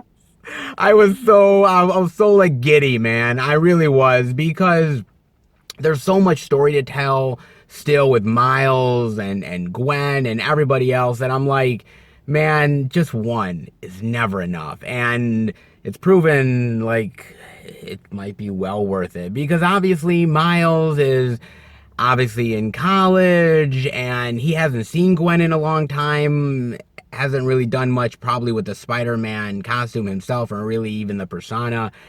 And Gwen comes back and says, hey, you up for an adventure? And Miles is like, if it involves you? Damn right I am. And so he goes on an adventure with her to perhaps another dimension, multiverse, dare I say, where he's battling another Spider-Man, an evil Spider-Man. Ooh, I cannot wait, man. They didn't really give much away as far as plot or anything like that in the trailer, but the animation, yet again, looks so absolutely stunning and beautiful and mind-bending like the first one is. The voice acting looks great, and I just really am so hyped to dive into these characters again, man. Obviously, you got to know all of them in that first movie, and now you can just bust loose in the second one and absolutely go bonkers and wild and have such a great fun adventure. It's gonna be fucking awesome. I think it's gonna be, man. I mean, if it's the same people that worked on the first movie, and I believe it is, then the sky's the limit here. And it's only part one. Man, I'm like, I can't wait, dude. I just cannot wait, man. Spider-Man fans, let's be honest. We have really had it good for the last few years, haven't we? I mean, with the Marvel Spider-Man stuff and the first Spider-Verse movie, and let's be real, man. I mean, it may never get as good as it is now, but I'm okay with that because right now I'm loving it. And as a Spider-Man fan, you guys gotta be loving it too. It looks so cool, so amazing. I love that first movie, and I am so willing to dive down the rabbit hole for yet a second dose of that Spider-Verse goodness, man. It really is absolutely amazing. And this one, I have high hopes, baby. High hopes. And I think they're gonna deliver. I truly do. But what do you guys think? Definitely let me know. In the meantime, well, there has been some decent physical media out there. What will the second Walmart provide? Not quite sure. Let's go in. Check it out. All right, everybody, in at the second Walmart, and boy, has it been quite unique and interesting this time around for physical media. Way more plentiful than I actually thought it was going to be. So here I am thinking, hey, we're gonna get some physical media love here at the second Walmart, right? It's pretty much inevitable. And you want to know what? You'd be right, baby. Oh, indeed you would. It's not a lot. It is just a little bit, but to be fair, when it comes to all that indie weirdness and bizarreness, a little bit always goes a long ass way. And these titles, they might have just a little bit of mileage to them, just a little bit, baby. So you know what that means. We're heading back to Film Fan 108 HU, where you said yes, you get to show off all that physical media goodness. You gotta be ready, aren't ya? Whoa, whoa, physical, I love movies, movies, movies, movies, movies, movies, movies in the collection. What are you doing exactly? Oh, yeah. It's the song. I'm creating a physical media movie song, baby. You like what I got so far? Yeah, I do. Definitely. Seriously? You like it? No, it's pretty bad, bro. Ooh, it's pretty rough, man. Let's just put it this way. I'd probably end your music career early. Just focus on the physical media, will ya? Okay. Okay. I get it. I get it. I understand it. A little hurt. Not gonna lie. I was gonna create a theme song. I was gonna rally physical media. Everyone was gonna buy the album. It was gonna be mega popular. I was gonna become the next Nickelback. I get it. I understand. But you're missing out on greatness, damn it. You are definitely missing out on greatness. Just saying. You'll never get to experience the physical media music masterpiece that I was creating. Shame on you, damn it. Shame on them, I say. Shame indeed, damn it. They're gonna regret they didn't hear that masterpiece, that classic. Shame on them. Shame on them indeed, guys. Well, I guess if my music career isn't going anywhere, which is a damn shame, I guess the movie love is a little bit better? Well, let's hope, guys. And by the way, it has been pretty decent for physical media love this week. Not half bad at all. Some pretty solid titles to be checking out. But when it comes to indie weirdness, what does Walmart have to offer? Well, it's only a little bit. But when it comes to indie weirdness and madness, sometimes a little bit is all that we can truly handle. The Walmart goodness is back yet again. A little, but a little bit does go a long way, they say. We'll see how much mileage we get out of these. With the first title being Overrun. It's payback time. Oh, is it now? Look at that very generic cover. I guess what we're in for, folks. What is this? It's all out war. Former extraction specialist Marcus Lombardi jumps into a life of crime when his sister is revealed as an informant on underworld kingpin Ray Barron. Oh shit. Marcus agrees to do an impossible job for Ray to clear his and his sister's name. Marcus is put on a collision course with Russian mobsters, dirty cops, and plenty of assassins that want to make his job even harder than it already is. Those goddamn bastards. Oh, man. Oh, Bruce Dern is in here. Who else? Nicholas Turturro. Yeah, Nicholas Turturro. William Catt. Like, the William Catt? Seriously? I don't know. I mean, I like some of those actors, but this looks really fucking generic, man. I mean, don't you agree? It really does. I mean, cool idea, but once you've seen Dirty Cops and On the Run from Mobsters, you've kind of seen it all, haven't you? I mean, it's aping off of better movies out there. Movies like, Payback with Mel Gibson or some shit, right? I mean, they can only be so good until they start being copycats, and really shitty copycats at that. Yeah, something tells me this movie is not exactly gonna light the world on fire. I mean, don't get me wrong, I love Bruce Dern. Bruce Dern is the tits, but I can watch Bruce Dern in a lot better movies. Why would I subject myself to Overrun? Generic? Yeah. Shitty? Possibly. Rip-off? Oh, definitely. Overrun? Yeah. Not for me, folks. Fight for the flag. Fight for honor. Fight for your life in one shot, baby. Yes, look at this. Oh, we got Scott Adkins, Ryan Phillippe. Oh, yeah, baby. Look at that. Badass motherfuckers in front of the American flag. That's how you do it, baby. Sure. Escape is just the beginning. In an effort to prevent a terrorist attack on Washington, D.C., an elite squad of Navy SEALs led by Jake Harris, Scott Adkins. You damn right he's leading them. It's Scott Adkins, baby. Who else would lead those motherfuckers? Seriously, man.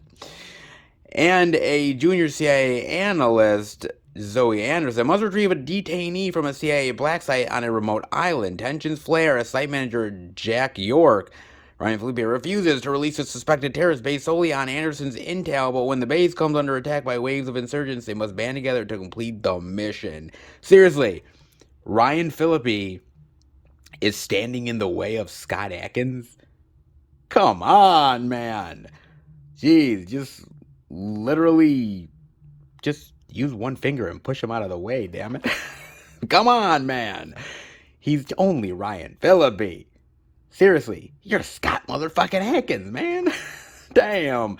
I gotta admit, dude, I love Scott Adkins. Seriously, man. I mean, I gotta give that guy a lot of props, right? Because when he really started to come up in the ranks and I was starting to hear about him, I was kind of like, yeah, get out of here, man. I'm like, this guy's gonna be a poor man Steven Seagal, a poor man Jean-Claude Van Damme, jeez, a poor man Stallone, a poor man Schwarzenegger, you name it. This guy's a poor man's everything. And I was thinking to myself, okay, this guy cannot even compete with the big boys. Get the hell out of here, man. And then I slowly was starting to watch more of Scott Adkins' work. Just stumbling on it and watching it. And he happened to be in a lot of them. And I was like, damn, this guy's good. He's really good. Like, for instance, I was watching Ip Man 4. Ah, yes. Ip Man 4, baby. I was watching that movie because I was really liking the other Ip Man movies. Scott Adkins plays one of the bad guys in Ip Man 4. Fucking awesome. Like, the fight scenes are really fantastic. He is so kick-ass in Ip Man 4, man. He kicks all kinds of ass. Absolutely phenomenal. I'm like, dude, this guy does the action amazing. He is one badass motherfucker. I really love that one. I really dug that. I also absolutely really loved another one that he did. Pure like 80s nostalgia, but very fun. Max Cloud, man. Oh, this was so good. I love this. The world's fate is in their hands. I would definitely put my fate in Scott Adkins' hands. That's for damn sure, man. Because he'd get the job done. Oh, he's so would, man. It's a fun movie. And Scott Adkins is doing a little comedy and the action, and he's pulling it off. He's really fun in the movie. So damn good. I really, really do dig that movie. And of course, I also have to say, he was absolutely phenomenal in Ninja and Ninja 2. Oh, those are great, fantastic martial arts movies. And Scott Adkins, man, he fucking kills it. He is amazing in those. Dude, he is absolutely awesome in those movies, man. And he continues to surprise me every single time. I mean, seriously, even if the movie is shit, he is awesome in the movie. He gives it his all, 110%, man. He's been in some real turd burgers, okay? He's been in some really bad flicks. But he pulls through every single time, man. I gotta give that guy a lot of credit. He really has jumped up into one of my favorite action stars in modern age now. I mean, truly, he has been killing it. And I heard a rumor, guys, that he is in John Wick Chapter 4. Dude, I was already hyped for John Wick Chapter 4, meaning in a big bad way. But now the fact that Scott Adkins is gonna be in John Wick Chapter 4, oh man, I am jonesing so much. I'm like, Scott Adkins in a John Wick movie. That is pure heaven. Oh my god. I hope he gets a really juicy action scene because that man can definitely do his action diligence. He definitely can, man. I mean, this movie, yeah, it feels like one of those sort of Gerard Butler kind of Olympus Has Fallen or whatever those crappy movies are. And it kind of feels like one of those type of flicks, mundane action film, but with Scott Adkins in it, oh shit, it's anything but mundane because it's Scott motherfucking Adkins, man.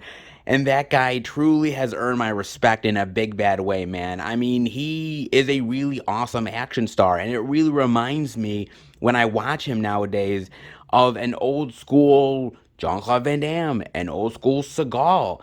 I mean, he really feels like he deserves so much more love than he actually gets, man. I mean, if this guy was around during the 80s or the early 90s, I feel that he would be so much bigger of an action star than he is now. But unfortunately, action stars are not exactly what they used to be, and not exactly the type that Scott Adkins is, but it doesn't matter, dude. I mean, Scott Adkins still pulls it off. He's still amazing, and every single time that I see him, he kicks motherfucking ass. And this time around could definitely be no different. I mean, yeah, he has to deal with Ryan Phillippe in a way. Get the hell out of here. Ryan Phillippe versus Scott Adkins. Yeah, it's like karate chopping a toothpick, for fuck's sake. I mean, seriously, man. Get the fuck out of the way, Ryan Phillippe. My man Scott Adkins has got some business to do, and you're standing in the motherfucking way. And he don't got time for your ass. He definitely doesn't, man. Oh, good, bad, ugly. Doesn't matter how the movie is. Scott Adkins always delivers. And this one looks like another one where my man Scott Adkins is being one badass mofo. And I'd love every second of it. Creepy demonic entities and even creepier kids. I wonder where I've seen that one before. Practically every goddamn horror movie I've seen. Why not add another one to the list with The Secret of Sinchani? Oh, look at that. Ooh. What the fuck is that, man? Kid doesn't even have eyeballs. He just got even creepier. Oh, what the hell? Oh my god. Yeesh. Oh, what the hell? What is that dude auditioning for Cats? What the fuck? Jesus. A truck driver suffering from insomnia returns to his childhood home after the untimely death of his father to discover that a paranormal presence has been living in the house and haunting the sacred land it was built on. Ah, yes. Oh, paranormal presences, creepy demonic entities. Oh, yeah. God, how many times have we seen this type of movie? Oh my God. Let me count the ways, ladies and gentlemen. Let me count the ways so many times.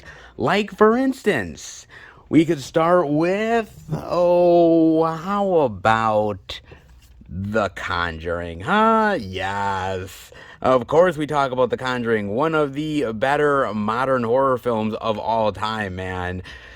Oh, when James Wan puts his mind to it, he can make a pretty damn good horror flick, and The Conjuring is definitely one of them. What an amazing one that is. Of course, I also have to show a little bit of love to The Night House. Oh, yeah, man. The Night House is absolutely amazing. I love this movie, man.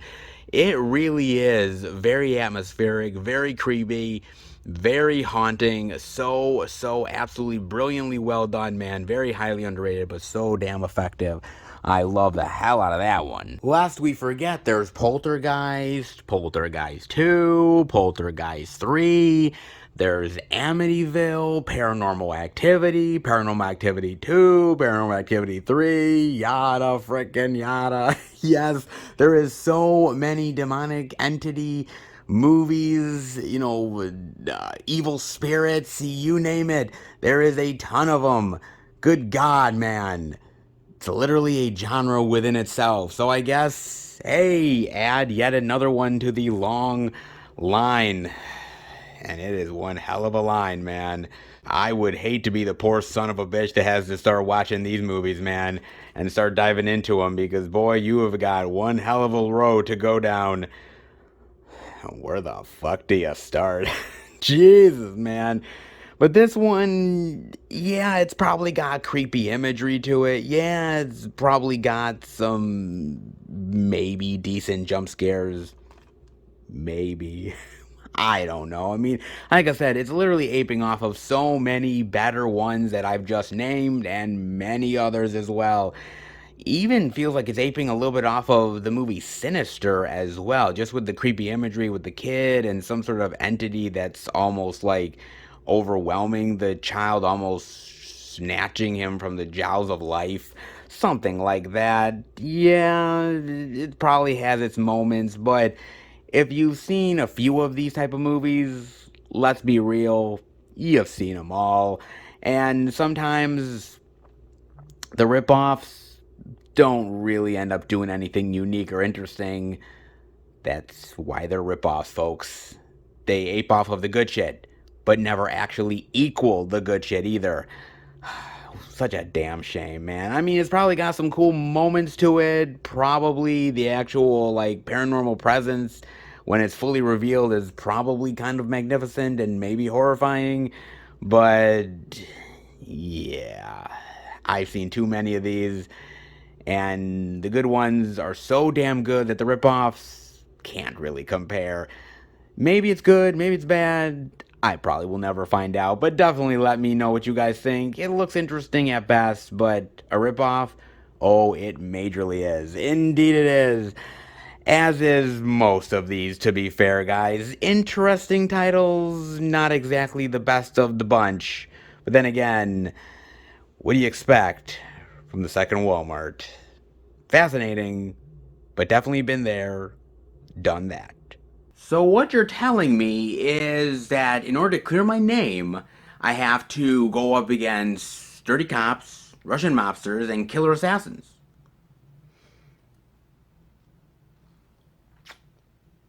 All in a day's work, baby. If I got in Scott Adkins' way of him kicking ass, I'd want him to smack me in the face too. I'd never wash it. And paranormal presences trying to attack you and take over your body. We've seen it a time or two, haven't we? I mean, come on, just bring in the exorcism stuff, will ya? The priest, you name it. I mean, might as well get it started already. You know we're heading there, damn it. You know we are. Same old, rip-off central, but hey, it is still the second Walmart goodness, and you definitely have to appreciate that, baby. Oh, indeed you do. Indie weirdness, indie madness, indie kickassery. Oh, it's how the second Walmart rolls. Indeed it does, man. Interesting indeed, as is all physical media love, guys. Come on, the good, the bad, the Walmart ugly. It's always worth exploring and definitely worth appreciating its physical media. It is absolutely 100% worth it. I know you guys agree with me. Oh, the physical media has been quite good. Quite good indeed. But oh, we're not done yet because we have one more location to go to. So let's see what else we can find for all that physical media love. All right, everybody. We are at our fourth and final location. And when it comes to physical media goodness, the only way to truly appreciate it is to conquer the beast. And the only way to do that is to head into... oh, you guessed it. None other than Best Buy the Beast. Best Buy, baby. Oh, yeah. Very interesting physical media journey this week. Not bad at all.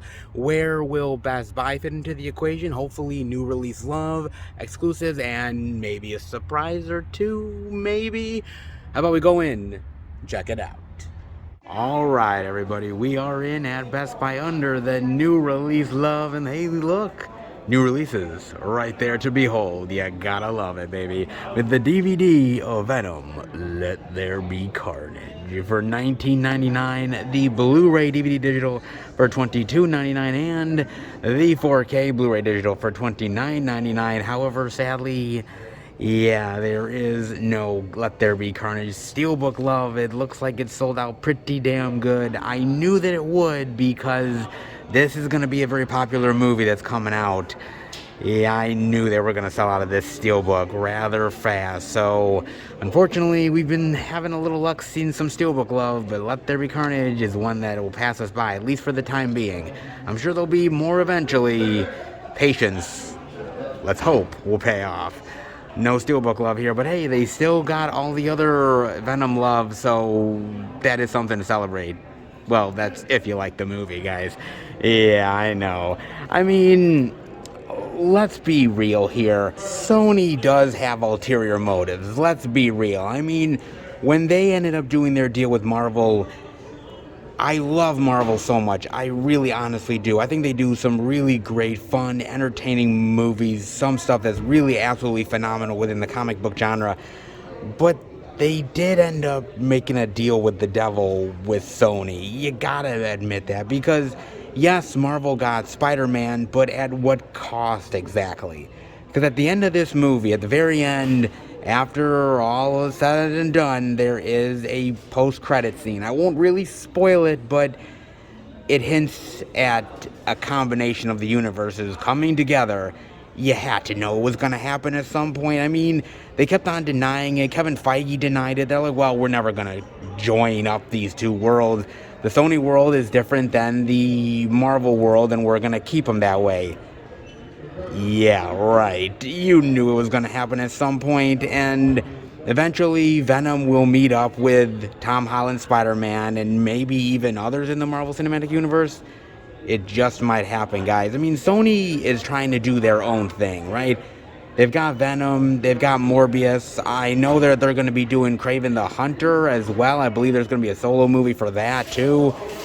But just because they're doing solo movies doesn't mean that it's not going to connect in one way or another to the Marvel Cinematic Universe, because if Sony has any say in it, oh yeah, they're going to connect these things as much as humanly possible. I don't care whether Kevin Feige goes kicking and screaming, Amy Pascal and Sony is going to get their wish whether you like it or not, goddammit. They truly are. Hell, just look at the Morbius trailer, man. I mean, the Morbius trailer goes out of its way to show little hints at Tom Holland's Spider-Man. They even show Michael Keaton as the Vulture when he's in prison. I mean, there's even a thing where he basically jokes about Venom at one point. They literally are going out of their way to connecting the universes in a big bad way. Why? Because Spider-Man sells, Marvel sells, and so anything to connect the two, shit, yeah, they would. Hell, if I was a company that was connected to Marvel, you think I wouldn't do that shit? You can't really blame Sony, all things considered, though, right? I mean, they were on the ropes with Spider-Man in a big, bad way. They truly are. They fucked that character up in a big, bad way, man. Some of those movies, it wasn't all the greatest. And so they give it to Marvel. And basically they say, look, you will either improve on it or we're right back to where we are. Either way, we still have the character. We're just loaning it to you. And in fact, by loaning it to you, it's in the Marvel Cinematic Universe. The character gets more high profile. The Spider-Man universe gets more high profile. Then we can make solo films of other Spider-Man characters and then eventually backdoor that shit into coming into the Marvel Cinematic Universe. Sony was really clever with that shit. You really gotta admit they were pretty damn clever. And as much as Kevin Feige was trying to not really go there and trying to do everything possible to keep the two distant, eventually, as much as you want to moan and bitch and complain and all those other kind of things, at the end of the day, you couldn't really avoid it. You couldn't really even deny it. Spider-Man is that big of a character. The Spider-Man universe is so big and so gigantic and so sprawling that eventually you are going to have to combine the two. Now, it's been to Marvel's benefit just as much Sony's, but Sony is definitely reaping a hell of a lot more of the benefits than Marvel is. You really have to admit that. And so now we're going to get that. What do I think about it? I don't know. I really don't know where I think about this. I mean, I would much rather like Sony to build on their own Spider-Verse legacy outside of the Marvel stuff, outside of Tom Holland, but I don't think we're going to get that. I would much rather have them do a Spider-Man within the Venom universe and all these other ones that is like a Miles Morales. I mean, they have Into the Spider-Verse, which is amazing, but how about doing a live-action Miles Morales, going there and doing that own thing, separate from what Marvel is doing? But again, Tom Holland is so popular, those Marvel Spider-Man movies are so huge at this point that to not do it would be criminal. My thought is to keep it separate. I've always said that I love Venom, and I think that Venom, I never thought of Venom as an anti-hero. I never thought of Venom as somebody that could be the reluctant hero that this movie has made him out to be. But I like it. I like where they went with it. And I'm very interested in Morbius. I like the trailer. I like where they're going with it. I'd rather it be a separate entity. I'd rather it be away from the Marvel stuff. But again, it's hard to deny why they're doing it. And it's hard to complain the fact that they're going down this road. I think it's a very slippery slope. And Sony is somebody that, yes, wants to make a good movie, but also wants to make a product that goes out there to the masses. Be damned of what the product is at times. And I'm just sort of fearing that by doing this with the Marvel properties, by combining the two worlds together, you might be shooting yourself in the foot by doing it. I understand where Sony's coming from. I get the logic behind it, but is it the best move that they could have made from a creative standpoint? Well, whether I actually think it's good, whether you think it's good, it doesn't really matter because they're doing it regardless. So the next time you see Venom, well, it may just be with Tom Holland's Spider-Man. And that complicates things in a big bad way. Good, bad, ugly. Well, guess we're about to find out, aren't we? I guess we will. I mean, they do have some interesting features. They do have outtakes, bloopers, deleted scenes, some featurettes. Eddie and Venom, the Odd Couple, yeah, no shit. Some interesting stuff, man. Concept to Carnage, some interesting stuff indeed. Like I said, I'm not a fan of the movie. I didn't really love it. It's got moments where I thought it was good, but I thought it really lacked as far as a Venom sequel is concerned. All of the goodwill from that first Venom movie really sort of paled in comparison, and I think, unfortunately, the movie didn't take a lot of that goodwill and turn it into something great. It turned it into a product, something that was out to the masses, but it felt rushed. It felt like it was shortchanged with the characters and the story, and at the end of the day, it left me very unsatisfied. Again, you can bounce back with a third movie, but where they're going with the Spider-Sony-verse and combining with the Marvel-verse, I think the days of the two being a separate entity are soon to become a thing of the distant past. And that is far more scarier than this movie could ever be. The life of a seedy stockbroker. I've never wanted to be one more in my fucking life. If they're having as much fun as these guys are, oh man, I really need to switch professions. And fast. I really do. With the 4K digital of The Wolf of Wall Street for $19.99. Oh, that Steelbook love again for $27.99. Nice. Oh man. Martin Scorsese. I gotta give Martin Scorsese all the love in the world, because when you think about this movie, when you look at it, you're like, wait a minute, this was directed by Martin Scorsese? Really? The guy that did Casino and Goodfellas? Raging Bull? That guy? Yeah, he actually did, man. And I gotta give Martin Scorsese a lot of credit, because he's so much better than just the famous movies that he did. He's done a lot of surprising films out there, whether it was New York, The Last Temptation of Christ, Kundun, which is a really great movie. If you've never watched that, that's a really fantastic one. The Age of Innocence, The King of Comedy, which is really fantastic as well. The Aviator. Who thought he would be directing a movie about Howard Hughes? Nobody, but he really works, man. I mean, lest we forget, he actually directed the music video for Michael Jackson's Bad. Yeah, he actually did. Swear to God, look that shit up. It's the truth, man. Even that great movie After Hours with Griffin Dunn, he directed that too.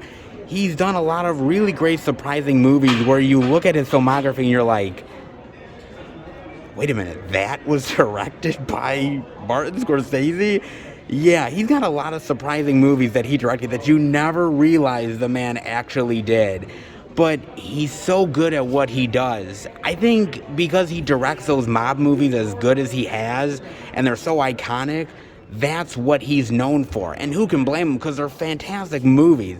But if you really dive into any director's filmography, especially ones that you only really know the hits on, you'll be really intrigued by how amazing their filmography is, how diverse it is, if you really dived into the filmmaker himself. I mean, Martin Scorsese is one of my favorite filmmakers of all time, and it's movies like The Wolf of Wall Street that really prove that even at an old age, man, that guy has still got it. He really does. With the right story, the right characters, he really can pull off such a crazy, dynamic movie. And this one is such a wild story that I truly, truly appreciate it, man. Martin Scorsese, just when you think he's out, just when you think he's too old to pull it off, he comes back in a big, bad way, man. I mean, he's done it so many times, and with Leo, no less. Like I said, Aviator, Gangs of New York, which is amazing, Shutter Island, which is fantastic as well, and I believe he's going to be directing some other stuff as well with him as well, up and coming down the road. Leo has sort of become Martin Scorsese's new muse, kind of like what Robert De Niro was back in the day, man. If they keep making stuff like The Wolf of Wall Street, fuck, I'll watch it all, man. Oh, indeed I will. So good, man. I mean, not many special features. The Wolf Pack, Running Wild, The Wolf of Wall Street Roundtable. I mean, still some decent stuff, but 4K love for The Wolf of Wall Street. What an amazing movie. What a great cinematic bonanza, crazy, wild film that really has to be experienced. And it's a movie that I think everybody definitely should watch. If you're a Scorsese fan, if you're a Leonardo DiCaprio fan, if you're a movie lover who really likes based on true story films, Oh, this film is one wild and crazy ride. I loved every goddamn second of it. God, I so did. So good. I'm so glad that this is getting the 4K love, indeed. Whether you get the regular 4K or the Steelbook love, definitely well worth it to dive into this ridiculous journey. Oh, that is true, man. And God bless Martin Scorsese for it. Oh, yeah, man. Oh, a couple of interesting new releases. Not bad so far. Let's see what else we can dive into. And on the backside, among some of the empty areas, there is some physical media gold we're checking out. Like this, the 4K Arrow edition of Dune, baby. David Lynch's Dune for $24.99. Now, this is the standard 4K edition. This is not the limited that comes with the rigid slipcase there. If only. But any David Lynch Dune love, by the way, is good David Lynch Dune love. Am I right? Indeed it is. Oh man, this is so cool that this is here. Some more Best Buy getting in Arrow video love. That is pretty damn sweet, man. Oh, that so is. Dude, I love this movie. Okay, look. The movie is not really as close to the source material as the Denis Villeneuve version, okay? Let's be real, it's not. It's a lot of David Lynch weirdness put into this sci-fi space opera drama movie. But it's so good, man. Kyle MacLachlan is great here. Sting is, well, Sting. But he is great here. Little weird, cool, quirky, man. I love the effects in here. It's kind of one of those disaster masterpiece movies. You know, taking David Lynch's style, this sort of Twin Peaks style of directing and characters into this sort of space epic. Man, those two worlds probably should never mix together, but they did, and it's fucking glorious. It's so good, man. It's so weird and bizarre and out there, but I just love it, man. I just wish we would have gotten more. I wish they would have made sequels to this. I really do. Oh, to have seen the sequels and David Lynch going forward with more Dune love, that would have been wild. God, I would have loved to see more of his vision. But this is such a really great bonkers movie. But I happen to enjoy it. I really dig it. I mean, it's not perfect as far as space opera movies are concerned. I mean, it's no Star Wars, but it is hella entertaining, though. It is so good, man. And for Arrow to put out a 4K edition of this, that is pretty damn sweet, man. It's cool to contrast and compare with the newer version of Dune. And I won't say what I think of that Dune movie yet. I'll get there soon enough, guys, to tell my thoughts on that movie. But in the meantime, this movie, man, this is a weird mashup, a weird trip of David Lynch's weird dreams within a sci-fi epic journey. And the results are madcap, but damn, is it entertaining. And speaking of 4K love, they still have a couple of those box sets left of the Karate Kid 3 movie collection. Now, if you remember last week, I showed off 3 box sets that they had. Now they're down to 2. So who bought the other one? Actually, John bought it. I'm dead serious. John came to Best Buy here. He said, I got to pick up the Karate Kid collection. And I said, oh, okay, well, they do have some. So actually, one of the 3 is actually with John right now. So, hey, man, he's enjoying a little Karate Kid love. And eventually I will buy this. I got a lot of other things to buy, so it's a little bit on hold. But trust me, one of these days I will get a little Karate Kid goodness for the collection. I definitely will, man. And for $50 for 3 movies on 4K with some of the special features, that is pretty damn solid, man. That's a great price as far as I'm concerned. And great artwork, too. Awesome. And even with the Dune one, for $25 with all of the special features that you get here, I mean, it's Arrow. Of course you're going to get some amazing stuff. Arrow does an amazing job. So great prices for some 4K love. Definitely worth diving into. They do have the Blu-ray of that new miniseries for The Stand for $33.99, which, honestly, the old school Stand series is much better. It's not a terrible one, all things considered, but it is a pale comparison, at least in my eyes. $34.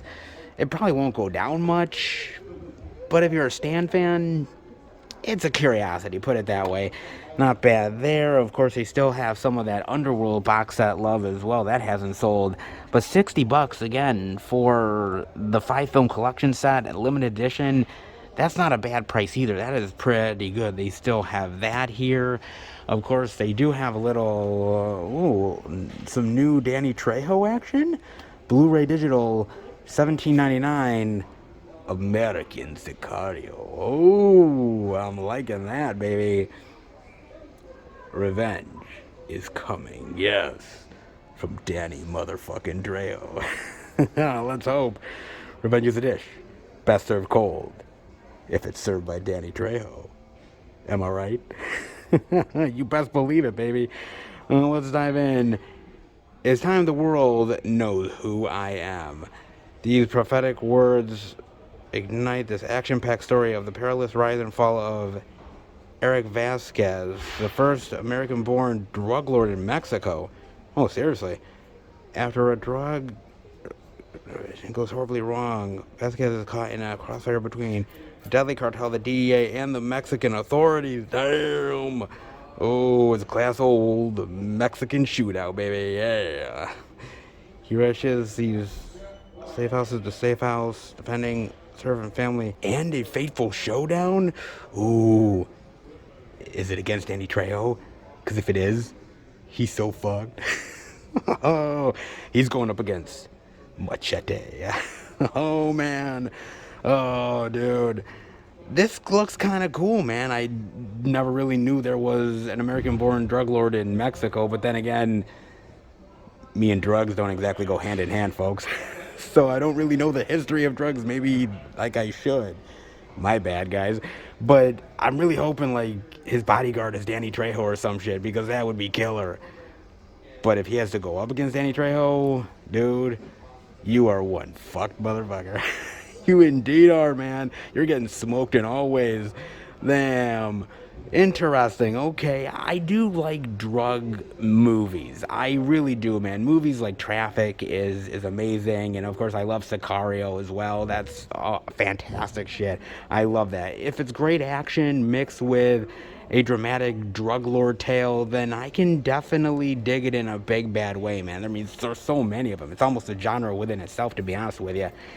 But to add Danny Trejo to the mix, well, that's worth diving into, not gonna lie. Let's hope Danny Trejo has a good-sized role in this movie, because I hate to say it, because there's a lot of these movies that get these stars in them, like a Danny Trejo, right? They get them, and then they put him on the cover of the movie, right? You say, oh, Danny Trejo, look at that. Oh, honey, we got to get the latest Danny Trejo movie. Oh, dude, he's so cute. I just want to pinch his cheeks. And they get the Danny Trejo movie, and then they go home and they realize, wait a minute, Danny Trejo is only in like 10 minutes of the movie. What the fuck? Guys, seriously, that has happened many a times with these indie titles. You see a star on the cover and you instantly think, oh, he's in the movie a lot, and then fool you. Seriously, man. I don't know, dude. I mean, I love Danny Trejo. He's fucking amazing. But this happens a time or two where indie movies sell a film based on the actual star itself, or the guest star, more like it. Let's hope Danny Trejo has a hell of a lot better role than just the little sidekick that he would be destined to play in other movies. Because putting Danny Trejo on the side, well, just like Baby, you never put her in a corner. Danny Trejo, you never, ever put Danny Trejo in a motherfucking corner. I'd put Baby in a corner first before I ever put Danny Trejo in any corner ever. And how about a little more indie love with South of Heaven? The Blu-ray for $14.99. Jason Sudeikis, Evangeline Lilly, Mike Coulter, Shea Wiggum. That's a damn good cast, man. But can it deliver as a movie? Well, I got a chance to watch this on Amazon Prime, and it was quite intriguing indeed. Basically, the movie is about Jimmy Ray, played by Jason Sudeikis, and he gets paroled from prison for armed robbery. He never learns, damn it. He never quite learns at all. And He wants to make good by his girlfriend, his longtime girlfriend, Annie, played by Evangeline Lilly. He wants to stay straight, stay clean, on the straight and narrow path. But with certain people, old friends who are trying to get him back into the game, hell, even his parole officer seems a little shady as hell. Can he really stay straight? Or will he go back to his old ways? Ah, yes. A little complicated goodness. But can Jason Sudeikis learn from his wicked ways? Well, I guess you'll just have to find out for yourself. But as far as I'm concerned, I gotta admit, going into this movie and wanting to watch it, I was a little bit skeptical. I really like Evangeline Lilly. I've always loved her with Lost. I thought she was awesome in Lost. The Ant-Man movies she's great in. She's kind of an underrated actress. She's way better than I think some people really give her credit for, but I really loved her. It's one of the reasons why I wanted to watch it. But Jason Sudeikis, I'm not a huge fan of Jason Sudeikis. I mean, he's not bad, don't get me wrong. I mean, I love him in the first Horrible Bosses. I think he's really good in that. Horrible Bosses 2, not so much. I did really like him in We're the Millers. I thought he was funny as hell there.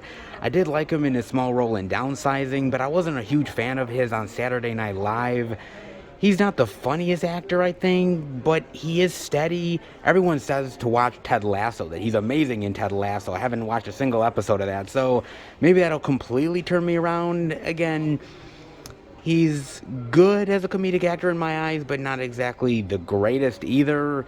Middle ground, but then again, there's a lot of people I don't think are really all that funny who are comedians, so middle ground actually is not so bad. So I was thinking, okay, a comedic guy in a very dramatic role, how is this going to work out? Like I said, it's not like it hasn't been done before. Robin Williams, Jim Carrey, anybody? It's been done. But again, Jason Sudeikis? So did it actually work out to his benefit? Honestly, it really did. Swear to God, he is amazing as Jimmy Ray here. Somebody who's very complicated, who is conflicted. He wants to do the right thing, but he keeps getting pulled in one way or another. He just can't really escape it. And I love the way he plays this. He plays angry, he plays sad, he plays weak, he plays vulnerable, he plays tough. He really is able to go out of his way to do some really amazing things in this role. He was awesome here. And Evangeline Lilly, oh man, Evangeline Lilly is so fantastic in this movie. She plays this woman who basically has lung cancer, and she's only got like a year, maybe even less than that. And so she has this sort of devil-may-care attitude where basically she's not up for the bullshit anymore. She's not up for playing games. She's straight up, and she's somebody who is fearless, and I really appreciate her in this role. Shea Wiggum, who plays the parole officer, is absolutely phenomenal here as well. Very seedy and shady, and you're like, dude, I just want to take a shower, man. After interacting with that guy. And even Mike Coulter, who is fucking brilliant here, is just this mob guy that, dude, you do not want to cross as much as you think you do, because a certain nail gun might be going into certain body parts that they ought not be. Put it that way, man. It turns on a dime, because at first it's sort of this character drama piece, and you're thinking, okay, this is going to be kind of slow and mundane, maybe a little boring, something that you've maybe seen before, but then it turns very thrilling and action-packed on a dime, and it really works very, very well, man. It's way more entertaining and way more intriguing than I ever thought it was going to be. And the movie is practically 2 hours long. And when you think about that, unless you're Martin Scorsese or the best Oscar bait of all time, pushing 2 hours is asking a lot. It really is, man. But the movie is able to pull it off. It's never dull. There's never a boring moment. You're on the edge of your seat. There's moments where it's really unpredictable. It's really entertaining. And there's moments of levity, comedy, but it never undercuts the drama or the intensity either. It's really well done, man. And I honestly applaud it. I mean, look, when it comes to indie films, not every indie flick is created equal. We've seen that so many times before. There's a lot of indie films out there that pretend to be way more important than they actually are. Movies that think they're like the most entertaining thing in the world, and they turn out to be the biggest bore fest you've ever seen. South of Heaven, honestly, this deserves a hell of a lot more love than I think it's going to get. I think a lot of people are going to look at this flick, look at the cover, and kind of pass it by because they're like, Jason Sudeikis, Evangeline Lilly, okay. They're probably not going to think even two minds about this film. But I would almost say to you guys, give this movie a chance. Even if you have to rent it first, it's a really entertaining film with great performances from actors that deserve, honestly, a hell of a lot more love than sometimes they honestly get. A great, great flick, definitely worth diving into, and one of the better indie films that I've seen this year. An incredibly solid indie flick that is honestly well worth your time. Pretty damn solid, man. And I wouldn't have thought that when I rented it, but afterwards, give it all the praise in the world because it's just that damn good. Man, pretty damn solid indeed. Not bad at all. And not bad for Best Buy. Not bad at all this week for the Bees. Could be a little bit better, but it still did its due. Let's head out. Even on a week that could have been a little bit better, Best Buy still ends up coming up aces. And I definitely appreciate that love. Oh, I do indeed, man. They definitely ended up doing their due diligence in a big bad way. I mean, yes, we didn't see everything. Some of the new release love we didn't see. Yes, we didn't see some of that steelbook goodness that I was definitely hoping for. But they have some Arrow love. They had some indie movie goodness. 4K upgrades. Yes, they did. So overall, I have to admit, yes, not as plentiful as I would like, but when it comes to Best Buy, when it comes to the Beast Love, yes, sometimes we don't always get what we are truly looking for, but sometimes we're surprised by some unique and interesting things that are on the shelves, and this time happened to be one of them.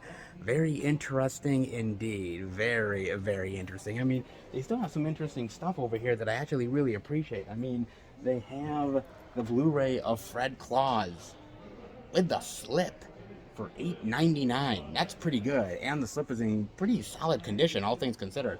That is pretty goddamn sweet. Of course, they still have the Scream 4K love, which I definitely appreciate as well. Hell, they even have Prisoners of Ghostland Steelbook. Oh, I just wish the movie was better. It is literally a batshit insane movie. Not good batshit insane, bad batshit insane. And even weird and ridiculous Nicolas Cage can't even save this shit. Sorry, bro. You're good. You're just not that good. Indeed, man. So they still have some decent stuff. Maybe not everything we're hoping for, but you never know until you enter the beast, which you will truly find in this week. Oh, it definitely proves it in a big bad way. Not half bad after all. Not bad indeed, guys. Hope you enjoyed it. How about we head home and finish the video? All right, everybody. That'll do it for the Blu-ray and DVD. Out and about video this week, and was pretty nice this week. Not too bad at all. A little bit of indie love, some big time releases, some surprises along the way. Yeah, not so bad after all, man. December, I gotta admit, is turning out to be really, really phenomenal. Talk about ending the year with a bang for physical media. Boy, December is really doing it, and I gotta give them so much credit because, man, sometimes December can be a real dead pit in a lot of ways. I mean, if you really think about it, you have so much great releases in the fall, September, October, maybe a little bit in November with the sales, and then everything just drops like a rock in December. But this time around, man, every single week is having something worth checking out, something worth talking about, and something people are definitely interested in grabbing. And oh, it's getting good. It really is, man. If you wanted to save some money in your wallet, December is not really helping your cause very much. Not at all, guys. But still, wonderful physical media. Can you really beat it? I can't. I'm not denying it. I love all that physical media goodness, baby. You know that I definitely do, man. So hopefully you picked up something good. If you did, definitely let me know. As far as I'm concerned, well, I got a few things. Of course I did. The first thing I got, so here I am at Best Buy, right? And I'm looking around and I'm looking at all the movies and the deals and everything, and I see this movie. And I'm like, well, not really much of a Christmas guy. There's only a few Christmas movies that I actually like, and I forgot how much I actually really enjoyed this movie. And for the price, kind of hard to pass up. And that is none other than Fred Claus. Oh, yeah. I picked up Fred Claus, man. And what a great price. $8.99 with the slip, too. And the slip is in great condition. I mean, usually these releases, especially ones like this one that have been out for such a long, long time, number one, I mean, usually you don't really find much of them anymore in the stores. And secondly, you certainly don't find them with the slips, especially in really good condition. Yeah, I am damn glad that I picked this thing up, and I do actually really like the movie, man. Of course, it's not a Christmas Story, or It's a Wonderful Life, White Christmas, you name it. It's not that, okay? But it is a really fun and at times heartwarming comedy. I can't say that I love Vince Vaughn in everything, to be fair, because Vince Vaughn sometimes kind of gets on my nerves, but this time around, I really did like him, and I love Paul Giamatti as Santa Claus. I think it's a really fun little movie, man. And so for $8.99 with the perfect slip and a fun Christmas movie, every now and again, the Jew has to relent and dive into a little Christmas love, and I might as well do it Vince Vaughn style, right? Sure, why not? Why not? Another Christmas classic? Not sure about the classic part, but a good Christmas movie to the collection. Why not, guys? Why the hell not? So I got that. I also, while I was at Best Buy, I was looking at some of those movies that were on those Black Friday displays that they still have at the store. And I was looking at this movie and I'm like, I do really like this movie. And I hadn't picked it up yet, and I figured if there's any kind of week to pull the trigger on it, might as well be now. And that is The Unholy. Oh, yeah, baby. Be careful who you pray to. And I'm glad I don't pray that much. I'm glad I don't. Oh, man. Now, when I talked about this movie in the Out and About weeks, months back, I talked about how I really did like this movie, and it really is true. I thought this was a great sort of demonic possession movie.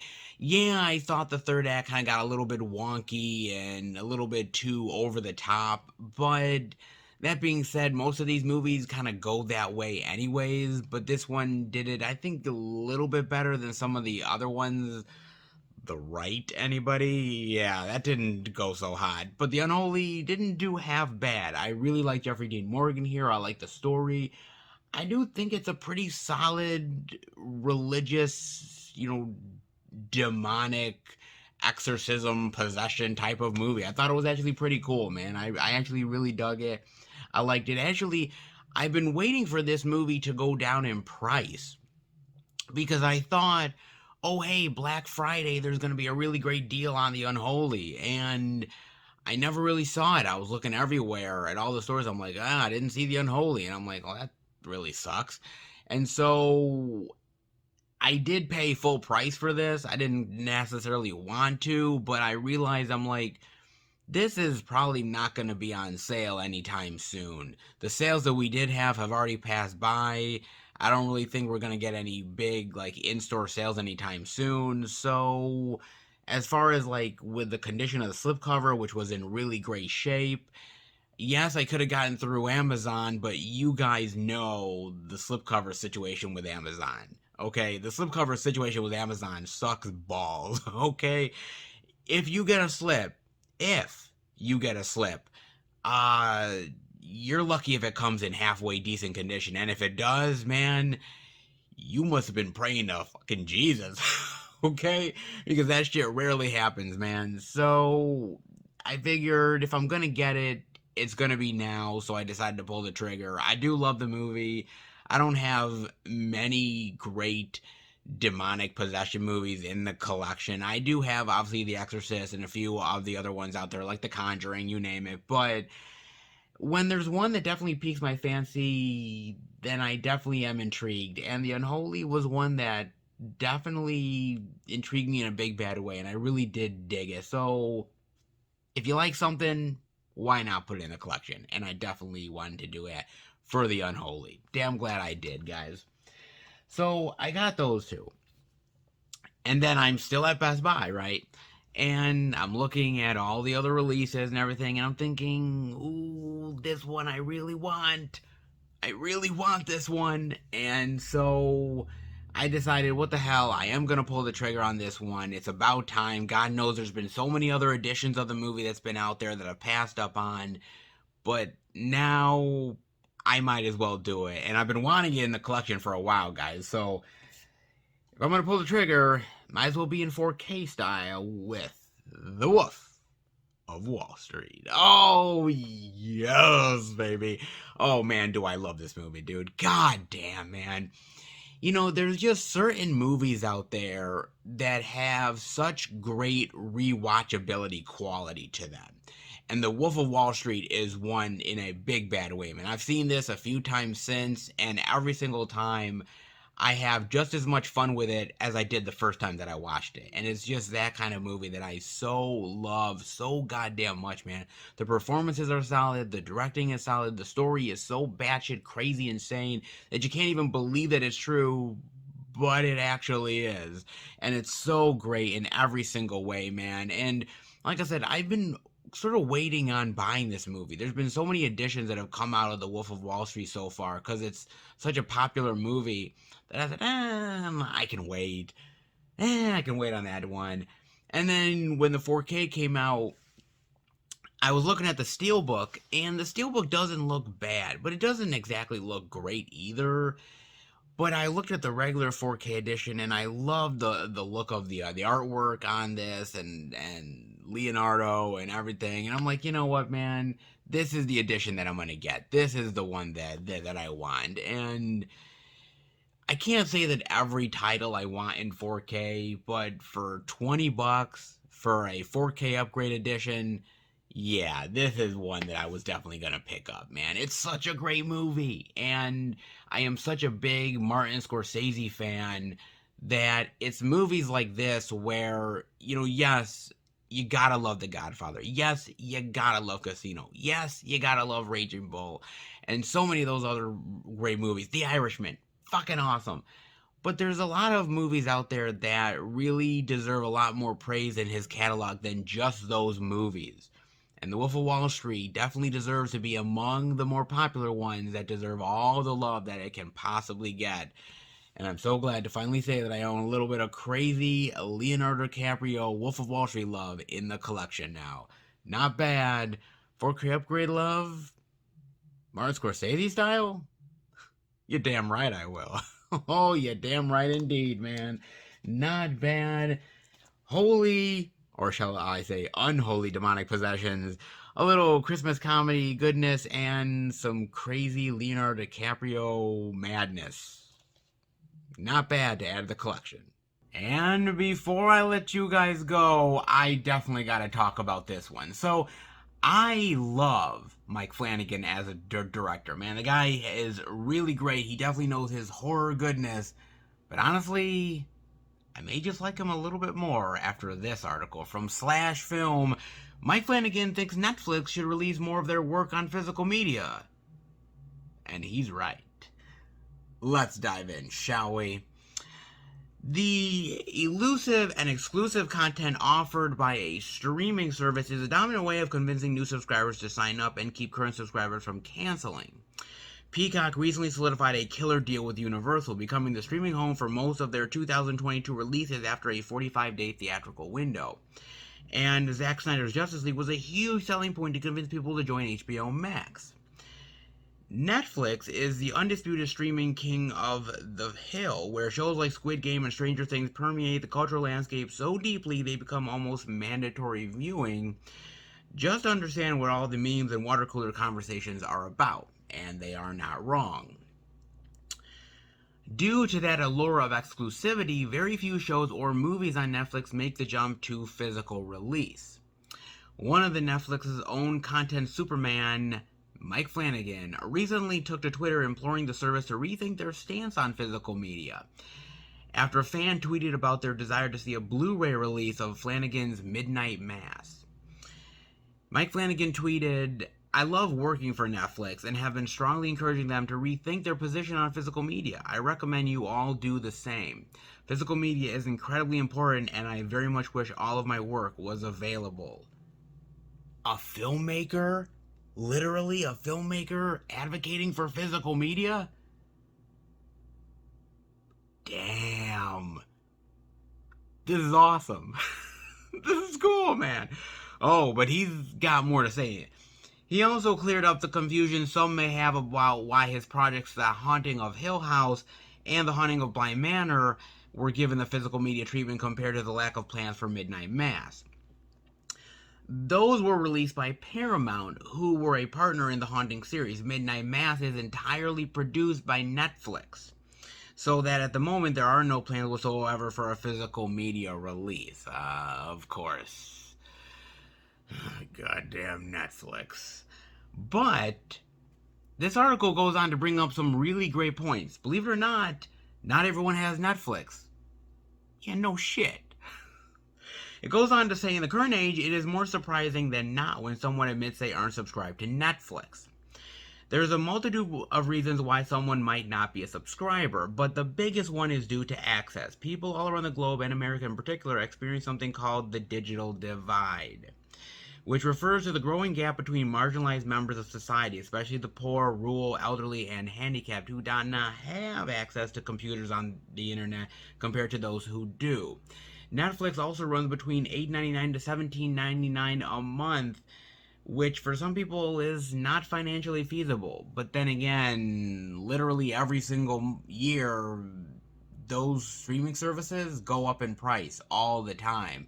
So if you don't afford it now, good luck trying to afford it later on, because it ain't going to get any better, folks. Just saying on that one.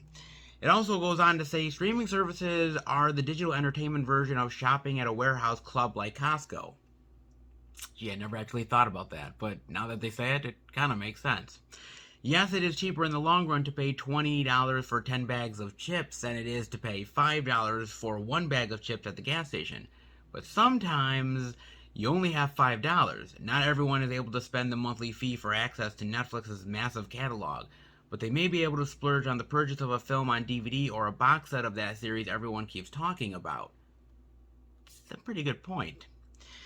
Admittedly, I gifted my own mother a few seasons of Orange is the New Black on DVD for Christmas one year because she didn't have Netflix, and that purchase is what inspired her to sign up. The existence of physical media is not also a cost-effective option for some, but it can also be used as an additional sales tactic.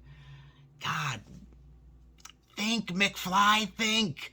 It's so much more than you could possibly imagine. You just wish some of these streaming services would wake the fuck up. Seriously. They also go on to say a hell of a lot more. Like, physical media accessibility is profitable. Yeah, again, no shit. The average Netflix subscriber is not going to throw a tantrum if a show or movie becomes available on physical media because, with a few exceptions, they're not paying for access to one singular film or series. They're paying for access to the whole kit and caboodle. The benefit of physical media is that it allows an additional medium to spread and share the content, and one that isn't locked to the need of a reliable internet connection or login. God, how many times have I been saying that shit?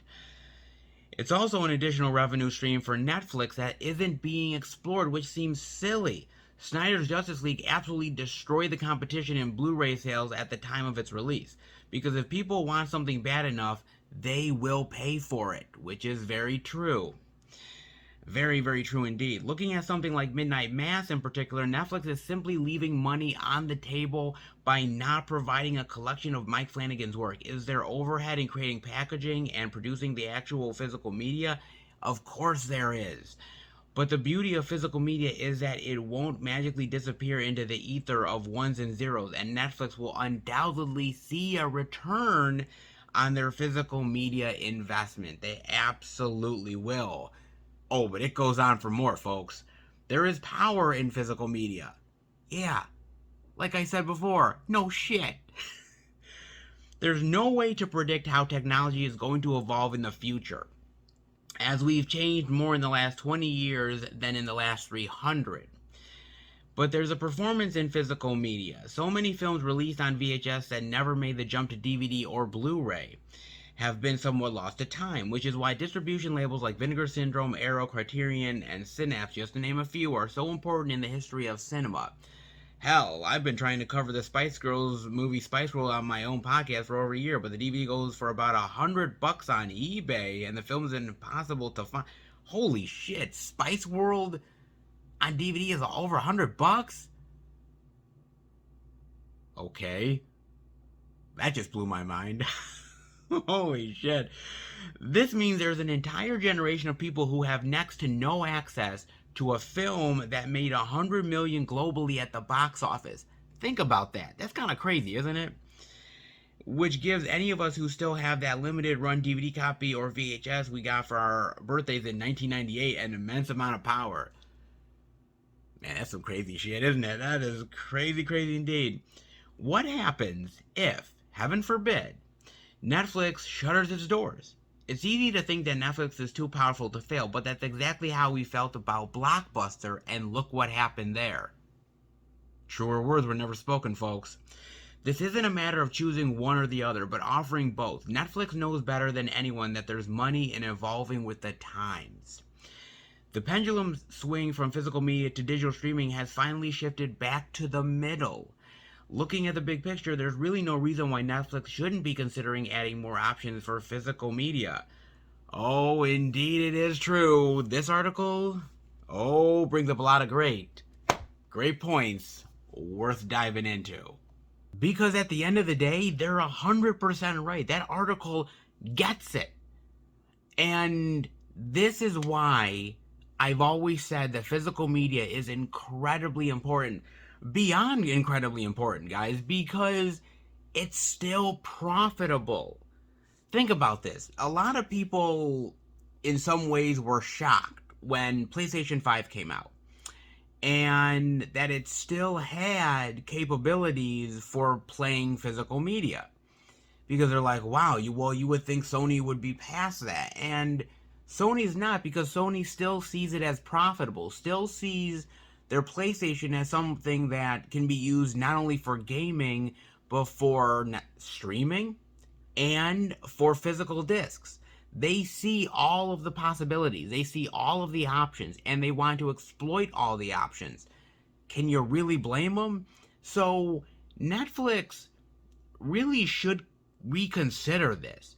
I've always said that they've been leaving money on the table for a long time, man. I mean, think about this, right?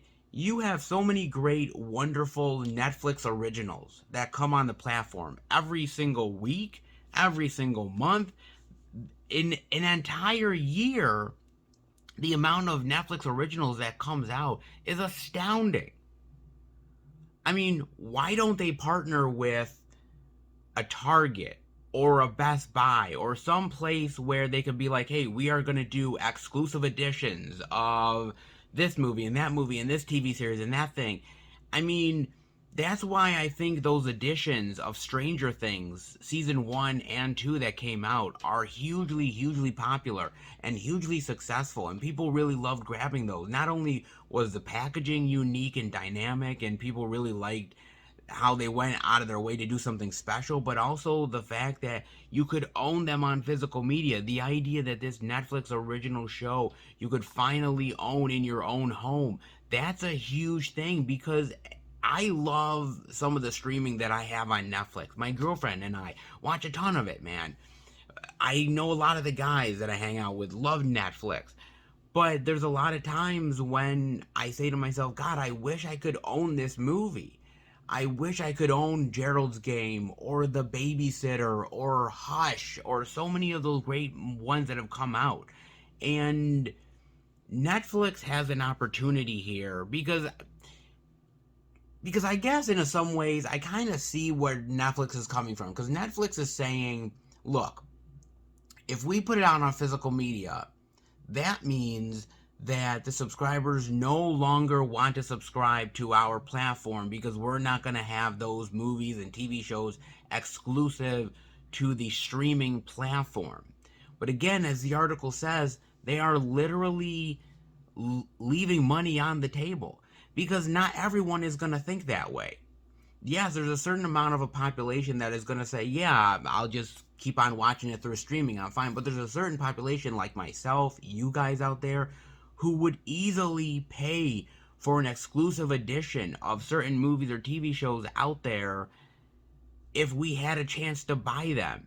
And if it came directly through Netflix, if Netflix had a website where you could buy the Blu-rays and the DVDs of some of these titles, I guarantee you they would make bank on that. They would make absolute bank. I mean, right now, the only way to get some of those editions on any kind of DVD or Blu-ray, you have to end up getting it through illegal means. You have to get a bootleg copy. And I know a lot of people that have gotten bootleg copies of this stuff because Netflix is simply not releasing them. So why not put out an official edition with great artwork and great special features and actually put it out into the marketplace to actually sell, or even make a limited edition run? Say, okay, we're going to make 3,000 editions of this particular movie, and we'll promote it on our Netflix streaming platform, on the website, you name it. We'll put it out there. And 3,000 seems like a lot, but in fact, with how many millions of subscribers that Netflix has, it doesn't seem that much in retrospect. Really think about that. So if they do a limited edition run, it could sell really well. They put a certain price tag on it with the artwork and the features, and I think it would sell like gangbusters. So I agree with Mike Flanagan on that, but unfortunately, we're living in the idea of the streaming wars now. And it's the same thing with Disney and Marvel. They have said, oh look, by the way, all those ones like Falcon and the Winter Soldier, WandaVision, Hawkeye, Loki, all that stuff, even the Mandalorian stuff, they're like, we are not putting that out on physical media. And I think it is such a lost opportunity to not do that, man. There is a huge fan base for Marvel. There's a huge fan base for Star Wars. There's a huge fan base for Netflix. Why not exploit every aspect that you can to get every dollar? I thought these companies were all about making money. I thought these companies were all about the mighty dollar. Well, if they are, why not take advantage of it? I mean, we are living in the streaming wars, and it's all about content, getting that content out to as many people, having them subscribe to your platform as fast as they possibly can. But honestly, there's other avenues as well to go about it. There's other ways for people to enjoy the content out there. It's physical media, it's discs. And I think we are in the middle now. I think we truly are, because as much as I want to say physical media is niche, and it is, there's also become, since this pandemic, a certain reappreciation for physical media that was not there before. And I see an opportunity like this where I think people are willing to not only have their streaming, but have the physical media too. And to deny people because you want to keep it on the streaming platform just doesn't make sense anymore. It just doesn't make any idea of why they would do that. And I think Netflix is losing out on money. I think Disney is losing out on money. I think a lot of these platforms are losing out on money. And I think some of these other streaming platforms are going to take advantage of it. I see Peacock that will take advantage of it. I mean, I've already seen releases at Target like that Saved by the Bell TV show and everything. That is obviously being taken advantage of. Yes, you can watch it on streaming, but also you can get the physical media copy if you so choose. I think they are definitely doing it. I think HBO Max is definitely taking advantage of it as well. And I think a lot of other ones will do the same here too. And I see these big name ones, like I see the Hulus of the world, and I see the Netflixes, and I see the Disney Plus, and I say, there's such an opportunity here to have these great additions and put them out to the masses. You have Disney Movie Club. You have a platform already to do this. Why aren't you taking advantage of it? Netflix could easily partner with one of these great companies out there and really put these great additions out there. They're just not doing it, man. And I really am thankful. I really am thankful for people like Mike Flanagan out there, because there's so many directors and there's so many people that have already went past it. I've seen so many YouTube videos of these movie reviewer personalities that say, well, physical media is dead and everything. And I'm like, I don't see that. And Mike Flanagan doesn't see it. And I really believe that, yes, our voices deserve to be heard and our voices are important in the grand scheme of things. But what's even more important is actually big name filmmakers, big name Hollywood personalities out there who can continue to make the case for us. And Mike Flanagan is a big one in that game. He really is, because he's the one that's making some really amazing content for Netflix right now. And the content is hitting like gangbusters. People want to see it. It's making money for Netflix. And so if Netflix is going to hear from anybody, it's going to be somebody like a Mike Flanagan who has the influence to really get the conversation started and maybe get the ball rolling to maybe in the future seeing these releases finally getting an actual proper physical edition. And that's what really counts at the end of the day, guys. To me, physical media is so important in so many ways, and to see movies get lost in the shuffle because they don't have a physical media release really bums me out, man. And there's so many movies that already get lost to time anyways, and to see these great movies on these streaming platforms just be stuck there in algorithm hell when you could actually have a physical media copy, man, I just don't see why you wouldn't take advantage of that, man. So let's hope in the future. Let's hope. Maybe not next year, maybe not the year after that, but maybe in about 5 years' time, maybe less. Physical media gods, are you listening? Maybe we might actually get it. And if that happens, then remember this article. Remember Mike Flanagan, because it's people like that and people like us that keep the conversation going. And as long as we do, physical media will never die. Just remember that, ladies and gentlemen. Just remember that indeed. I definitely want your thoughts on this.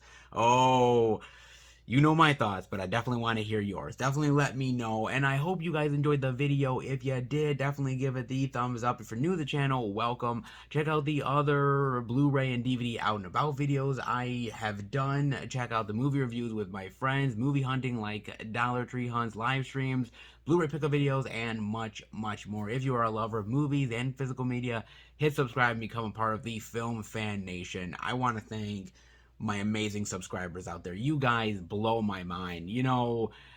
Sometimes it's difficult doing these videos, the hassle of working a 40+ hour work week and then trying to edit and film, and it's just nuts and sometimes very overwhelming. And I wonder sometimes if you guys really take the time to even watch the videos and comment, but you do.